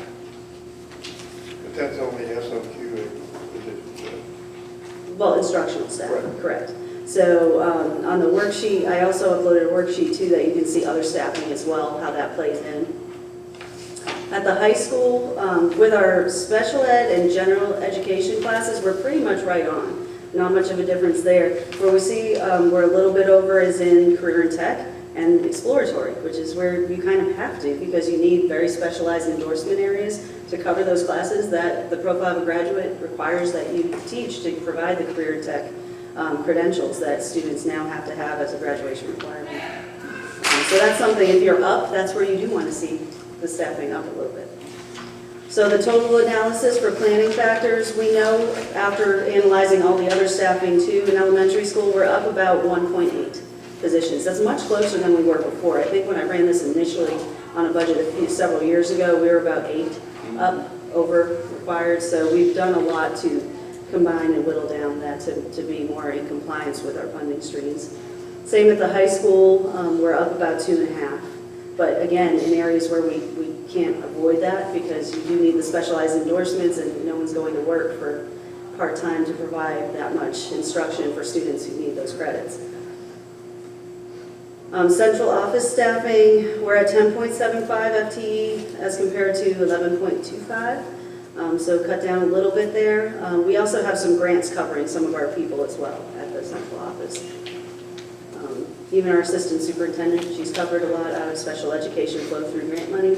They didn't put that on here, but that's important. Some other positions here too. So as much as we can utilize grant funding for personnel, we will because that is our biggest cost. So scenarios, SOQ raises, you already gave us that scenario. So 3% plus a step is what we're going to build the budget on. That equates to about $296,000 in cost to do that for everybody. But we think it is essential, and we think right now is a very timely approach to doing that, since if what I'm seeing is a lot of other districts are building it on the governor's budget. So if that changes, they'll have some work to do to find it. If it doesn't, we'll be in good standing and have met either the House or Senate version, which is great. And in the meantime, if it doesn't, we still make a lot of headway to gain ground to try to be more competitive with our surrounding districts. Yeah, so whatever that requirement is, we say we got to achieve it in 2 years. So we want to try to take a step in the right direction anyway. Otherwise, next year we would be out. Yeah, it'll be out of balance. Yeah. Right. I mean, even the fiscal people are going to understand the same thing. Right. So at insurance, we were building the budget on an 8% increase, and that would be a cost of $51,846. But fresh off the press just yesterday, we have found out that our health insurance rates have increased 0%.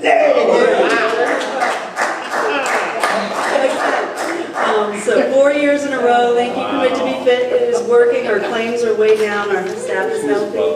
Boy, that's very Isn't that great? That's amazing, really, when you... I was talking to the Clark Curator, and they're facing theirs on my phone. Know your friends. 14% health care increase? They are. So surrounding districts are scrambling to find that. You remember something that happened in Madison last year, 33% increase. Where would we find that? Yeah. Yes, 33% in self-insured model. Whew, so, I mean, all of that does play a role. 33%, nobody. But, and that's why we're getting a lot of attention for, we just had a meeting with an health insurance consultant who was just wondering, we looked at your increases, how are you doing this? And they came to us to try to find out they can help with their surrounding districts to say, and we said, well, it's got to be a focus on staff wellness. Because it is such a big part of it. You keep those claims down, so hey, guess what? Your health insurance rates stay down. We estimate that's about a savings of $1 million over the past 4 years in health care At least. for this budget. This is on the board of supervisors table, right? Well, We're going to give them this information. this is all going to be in the budget report, yes. Say that, say that. So yes. Well, they'll read it, right? Yes. Sure. They'll read it tomorrow, right? Okay. All right. But seriously, I would imagine if I was a surrounding county and I saw that, I would want to ask, Yes. can you show us how to implement something That's right. So our next. We'll show you for a fee. for a fee? I was just going to say, our next phase, we've been talking about that. In our next commit to be big grant iteration, that's what we want to do is add a services tab to that, and we'll do consult and wellness policy upgrades and do staff development. As a revenue. Right, at a cost. Right. So we can start generating stuff. And we charge a lot per hour. Yes. So yeah, really amazing. We did not expect that at all. That it stays. Yes. Well, we'll continue. Commit to be Fit is working, so we're going to continue that initiative. I put a chart in here just from the SOQ position examples on, and this is a great way to show you how underfunded we really are with that formula after it funnels through LCI. So you're never fully funded, even though they say they fully fund you. There's only a certain number of teachers you get. So how would you have We have like 2 and a third. 1.2 teachers for, first grade or 2.09? You can't do that. You need the third classroom to justify, so, and to keep Or your you're class overstaffed, sizes. or you're understaffed. Right, so keeping this in mind, that's why what I'm showing you as overage is over the SOQ criteria. So. Teacher salary benchmarks, these are the latest. We're still at the lowest for starting teacher pay on both the bachelor's and the master's scale. So we do have more work to do there. We catch up a little bit as the years progress, which I think was done intentionally by predecessors too, because that was the bulk of the staff here, and also as a way to honor our veteran teachers who are doing such a great job. But we do know that for our next iteration, we're going to need to do some compression work on our 0 to 5 scale, and that's where we're really going to have to try to get those. Right. Mm-hmm. Okay, I read it wrong. And the master scale, same thing. The surrounding districts have gained a lot of ground, and the reason is because they get a much higher percentage to do their compensation supplements from the state. So when there is a mandated increase, they get a lot more funding to be able to do it. They can add a local increase to do it. All of ours is localized. Yeah. Okay, so we can't even, just to make the ends meet on the mandates, we have to ask for local money. So it's really difficult for us to gain ground when other districts don't have to do that. Yeah, I think Park is 0.6 or something, 0.61. Yeah. Park here. For what? Their LCI. Their LCI, yes. Yeah. What? Yeah. Wasn't Loudon 0.35 or something Yeah. like that? I think so. Loudon is 0.35? I believe so. Don't quote me on that. I'd have to look it up. It's very low. Loudon County. Oh, no, I think Loudon's low. I think they're at a very low LCI, but we'll check that. But anyway, they get a lot I think more. Madison is really. No, Park here is right there. Yeah, you're right. So our salary rankings, again, we are very, out of 136 districts, this is where we rank last year on our scales. So I'd like to see that improve. Out of how many districts? 136. All right, so key considerations, second preschool, I did want to talk a little bit about that. That is a non-SOQ funded position. Anytime I get the state in front of me talking about giving us money for preschool, they still won't count them in ADM, which is a big push for us. We want them to count these children because they're using the same facilities, same staffing, same exploratory, same buses.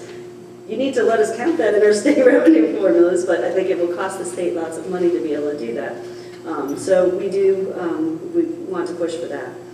We do believe this would be the best model with the new VPI money we're going to see. However, if we do it, I'm going to recommend that we absorb that as well by moving staff and not trying to hire for additional staffing to do it. As you saw in our staffing tool, it looks like we have the capacity to be able to do it.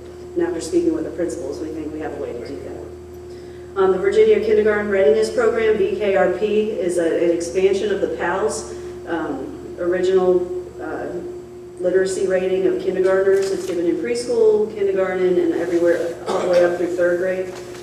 So this revealed that in Rappahannock we do have a great need to do more with preschool. So 48% kindergartners arriving not ready, 57% from disadvantaged backgrounds arriving not ready, and then 100% of kindergartners with disabilities are not ready by the time they get kindergarten. So with those statistics, we know we have to have a little bit more control over what we're teaching and the support systems that we have. And we have more capacity at the schools to help with some of those challenging behaviors that we've seen in other placements as well. So I think that's why our colleagues over at CCLC are also recommending that we expand too to be able to handle that. Ag Academy and Coordinator. We are building this into the budget as well. Again, not adding staff, utilizing our current staffing and licensure. Through additional endorsements, I think we'll be able to do this. Full-time benefits, expanding it to 12 months because of a lot of work that the Ag Coordinator would have to do over the summer. This would resurrect our FFA, which we're very excited about. We haven't seen that chapter, I think, since the early 90s.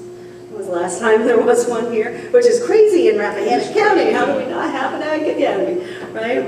I can make a statement. So There are only Rappahannock, 3 farms in the county. well, and it's not just farming. One of them.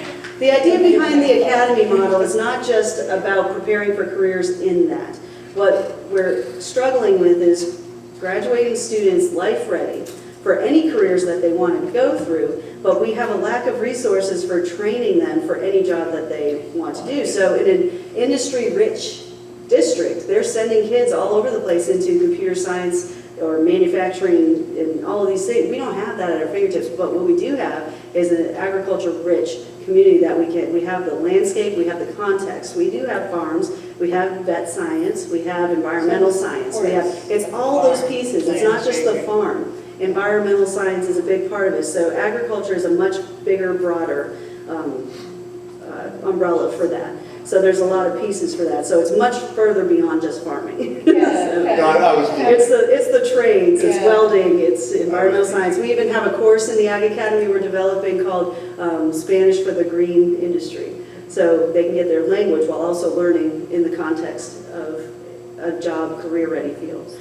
So whenever we have people visit our farm, we say, we need a welder. Our welder is getting There you old. go. The guy who fixes our tractor is getting old. Really, It's so important. We need all the support and all of those skills need to stay in the county, or we won't have any. Absolutely. And we have lots of potential partnerships out there already we're exploring.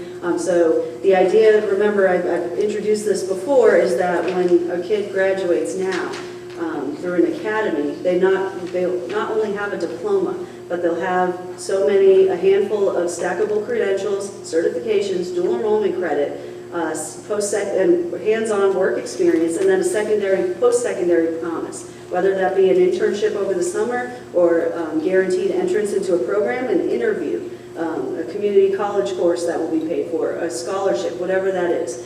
So through the partnerships we're forming, we think we have what's available to be able to launch this next fall. You have somebody lined up for this? We do. Through current staffing, we think we'll be able to absorb this at no additional cost. We had hoped originally to combine this because the county also funds the 4-H coordinator position. And to my knowledge, they have not found a suitable person for that, and it's less hours. So what I had proposed was that we could expand that, combine forces, get the 12-month benefited position, save the county quite a bit of money because it is a county-funded position, but there's a lot of resistance to doing that from the local 4-H center, the extension office. So But the offer still stands. We would love to do that. It would save the county a lot of money and also integrate the 4-H curriculum within the schools and embed it a little more. So, the 4-H extension office. So, so we'll keep. So would it help to talk to them? I think so. I mean, the door's still open, so if they haven't found anyone, they're going to need somebody to do this, and we don't want to lose it. 4-H programs are so important, and we love that program. And our family financial education teacher that's grant funded was the former 4-H coordinator, who's also very willing to help. So I think we have a perfect blend there. So I still leave that door open, and maybe the county, through that discussion, we can reconsider. Another academy, I didn't have a slide for this because it didn't happen until just this morning. So Health Science Academy will be a go as well through our partnership with RAPC. 2 different tracks, one for more workforce oriented directly into the workforce and one for the advanced track for the health sciences. And it looks like we'll have both of those ready for fall launch. Wow. No additional cost, current staffing. It's amazing. Yes. We got to learn how to market that. Already. It needs to be a brochure. And you will see the full presentation of those next month, where they will bring you the brochure and all of the tracks that go along with it. So you'll hear a whole presentation. And there's 45 kids involved in this? Yes. So, I mean, it's going to be a big deal. We're even soft testing some of the classes. Friday with RAPC, we're starting phlebotomy for high school students. So that's really unheard of. So we love that partnership too. And through that, they're helping raise some grant funds and scholarships for kids too, to be able to do that. So yes, we're very excited. Community budget survey. This was the breakdown of who answered, who were our respondents, mostly parents. Parents responded to the highest extent, which gives us a really good idea of what, our consumer, basically our parents want. Community survey priorities. This was the top 10 from parents mostly. Teacher staff salaries. So that says a lot to your read of the pulse of your constituencies, because that's exactly what they said too. School staff salaries, teacher salaries, pay our teachers, we love our teachers. School safety, number 2. Curriculum enrichment, number 3, which has been a shift, which I like to see that. So school nutrition, there's been a lot of attention lately to the school nutrition side of things. We are still climbing. We're right now 46% free and reduced lunch at the elementary school. 46%? 46, that's higher than I think we've ever been. That's Almost half That's of our only the students. ones that have applied. Applied. So Mandy Grove Butler is working really hard to market that, to say, even if you pack lunch every day, fill out the application, you might be eligible, because if we can get over that 50% mark, there's a lot more funding for school nutrition that will come to us. So if we can get that mark over the 50%, which we know they're there, that will open up quite a lot more funding streams for us. And maybe the potential for school-wide lunch at the elementary eventually, because we are a Title I school there. So we'll see. We'll continue to press that. STEM education, staff benefits, career and tech ed, small class sizes, school capital, and instructional support. So all really great things to consider in the budget. Any final thoughts as we, one I have is that we know our ADM is much lower than before, so our goal is to do everything that we've said we were going to do and not ask the county for anything. So it looks like the cost impacts to our bottom line are going to be the $300K and so the $30K that we talked about for the preschool program. Yes. Would that come through the school budget? It depends. Last year, CCLC had asked for the direct aid to serve those kids. Right. The county decided it might be better to funnel it through the fiscal school. agency as a Yep, school. That worked perfectly, so they're fine either way. Right. But So- that means our add-on is $330, basically, at this point. Well, and I'd ask that the county keep that as a set-aside, not in the school bottom line Not in at the all. school bottom line. No, sir. It's important when we go for the additional mixed delivery grant funds and things to show county support, and if it's on their books, it really shows their commitment to investing, and that gives us more, a higher score on the rubric for those grant funds, so that will help as well. So yeah, we'll ask that that not be added to our budget, and that be a set-aside. And the set-aside will only be accessed after we've utilized every other funding stream. So we won't even tap into it unless, we need to. So. So that's the impact. We're going to try to absorb every single bit of it, knowing that our numbers are lower and we'll have to, we have some more work to do. So our intention is that we'll come in at level funding. And with the health insurance not going. That helped. Yes, thank goodness. It's amazing. I don't have a copy of our calendar on me. So when's our next, do we have another work session planned anytime soon, or do we need one? I have it here, hold on. Do we need it? I'm not sure. I'm not sure how far out we'll need it.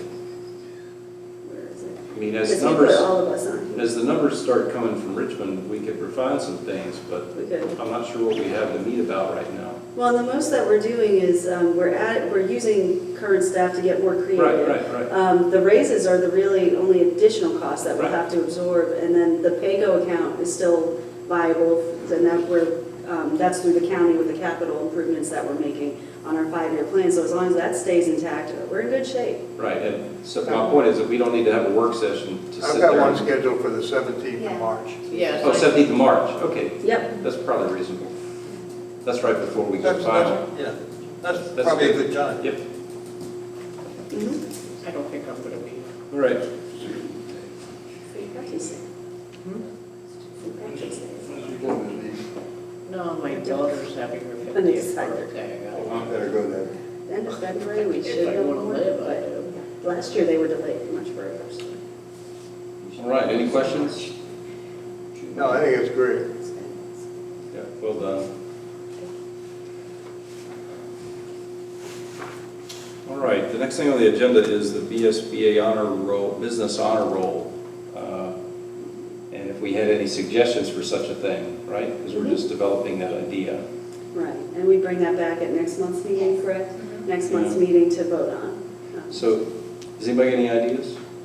Because I have one. No. I did have one, yeah, but I want to hear somebody else's ideas. No? So my only idea was this. This particular year is marked by, significantly by, I believe, and I see, I've forgotten the name of it already. My future. Family future. My future. Yeah. My future accounts. Yeah. And Family Future. And they're being managed through a local financial institution, which I think might be really good to recognize That's that a great idea. institution. That's a good idea, right? Yeah, So- Oakview Bank. Oakview. I mean, it's a big deal. It's a huge And deal. they're playing a significant role in it, and it's, you know, No, it's good. That's a good idea. Good idea. so can we draft that? Mm-hmm, absolutely. Any other ideas? It's a surprise, by the way. Sure. It's a surprise, so, yeah. Pay no attention. All right. It's not a surprise. No, we have to invite them, so they'll be surprised. Good, so we're done with that? Mhm. Good, all right, let's move on. Madison Agreement. So this is an annual thing that we have to redo, and it's basically the same and a great value to our county because we share their LCI when we do these things. Yes. And It's wonderful. it costs us very little as far as, you know, shaking hands and whatever, but we have to do it officially. Any questions or comments about it? Let's do it. We're going to vote on that later before we go, right? Yes. Report of the headwaters representative. Yes, I have a report.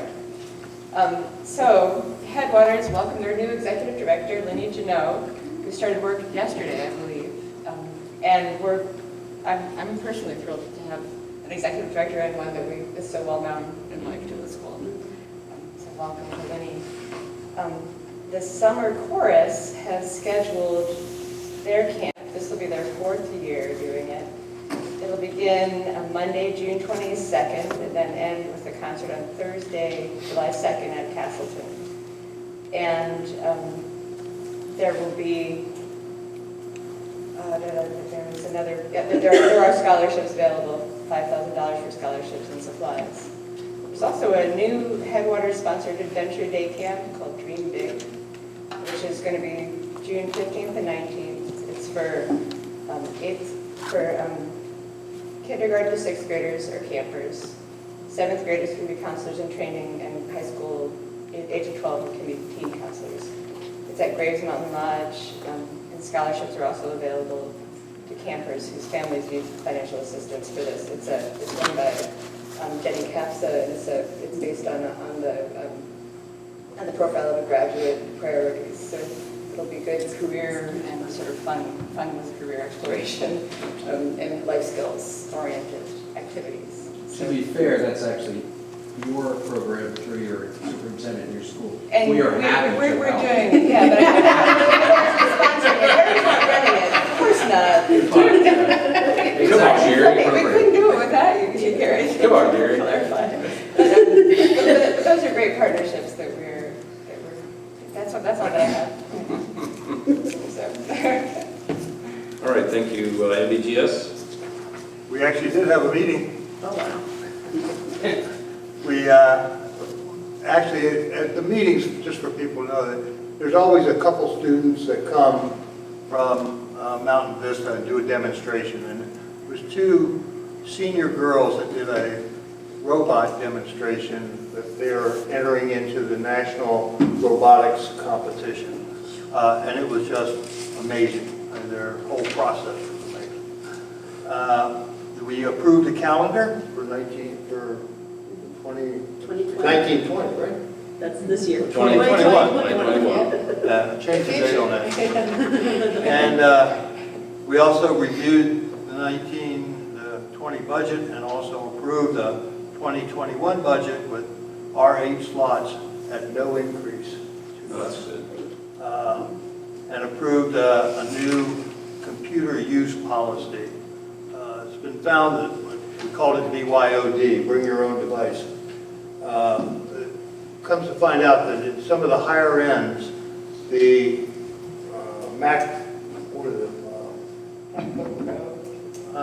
The MacBook Pro. MacBook, or whatever they call it, doesn't carry enough memory. So kids that are in the higher ends can bring their own computers and jack them up there. They have some rules with it. But we Thanks. Is there anybody that would like to address the board this evening? Public comment? Anybody? Yes. Just real quickly, while it's great that the zero increase in the health insurance is a wonderful piece of news for the budget, remember what that really means.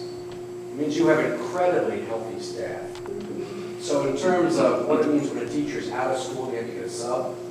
When a teacher isn't at her best or his best because they're languishing under whatever their health issue is, I just think that in addition to the great news that it's a 0% dollar increase, let's not forget the real benefit of that program is that our kids are benefiting from healthier staff, and that those people themselves, who might be a little older than our kids, are also going to have much better lives because the program has been implemented to help them be healthy. Plus, think of the modeling for the students that they have. So I just think that of all the good stuff that's happening, everything tonight I've heard about is good stuff. Yes, let's celebrate $0 on the budget increase, but let's always remember that what that represents is really better lives. So, We spoke, I think, last year about this idea, and really it was a culture, and I think that's what you presented at the SBA too. It was the idea of creating a new culture, changing the culture to be thinking about things this way, and it is huge. Yeah. Anybody else? All right, moving ahead, is there a motion to adopt the school calendar for 2021? So moved. Motion, Mr. Ubens, is there a second? Second, Mr. Grove. Any discussion? All in favor, aye? Aye. Opposed, no. So ordered. Is there a motion to approve the Madison agreement as was presented this evening? So moved. We have a motion, Mr. Ubens. Is there a second? Second. Second, Ms. Bynum. Any discussion? All in favor, aye? Aye. Opposed, no. So ordered. Is there any new business? What's the date of our March meeting? Is it the 10th? What's the Tuesday? I don't have a calendar from you. Oh, yeah. 10? March the 10th? 6:30, I guess we're back in the band room. Are we, or are we in here? Probably in the band room. Are we here? It's our public hearing. Oh, that's our public hearing for the budget. So that's in there. In here. All right, so 6:30, March the 10th, the same location as tonight. All right, we have a motion to move into closed session, Mr. Grove. I do. I move that the board convene into closed session for the following purpose: to discuss and consider the appointment of staff members for classified and coaching positions and resignation of a classified position pursuant to Virginia Code Section 2.23711A1. We have a motion, Mr. Groves, is there a second? Second. Second from Ms. Bynum. All in favor, aye? Aye. Opposed, no. So we'll take a short recess. We're going to be in closed session for how long? 5 minutes. 5 minutes.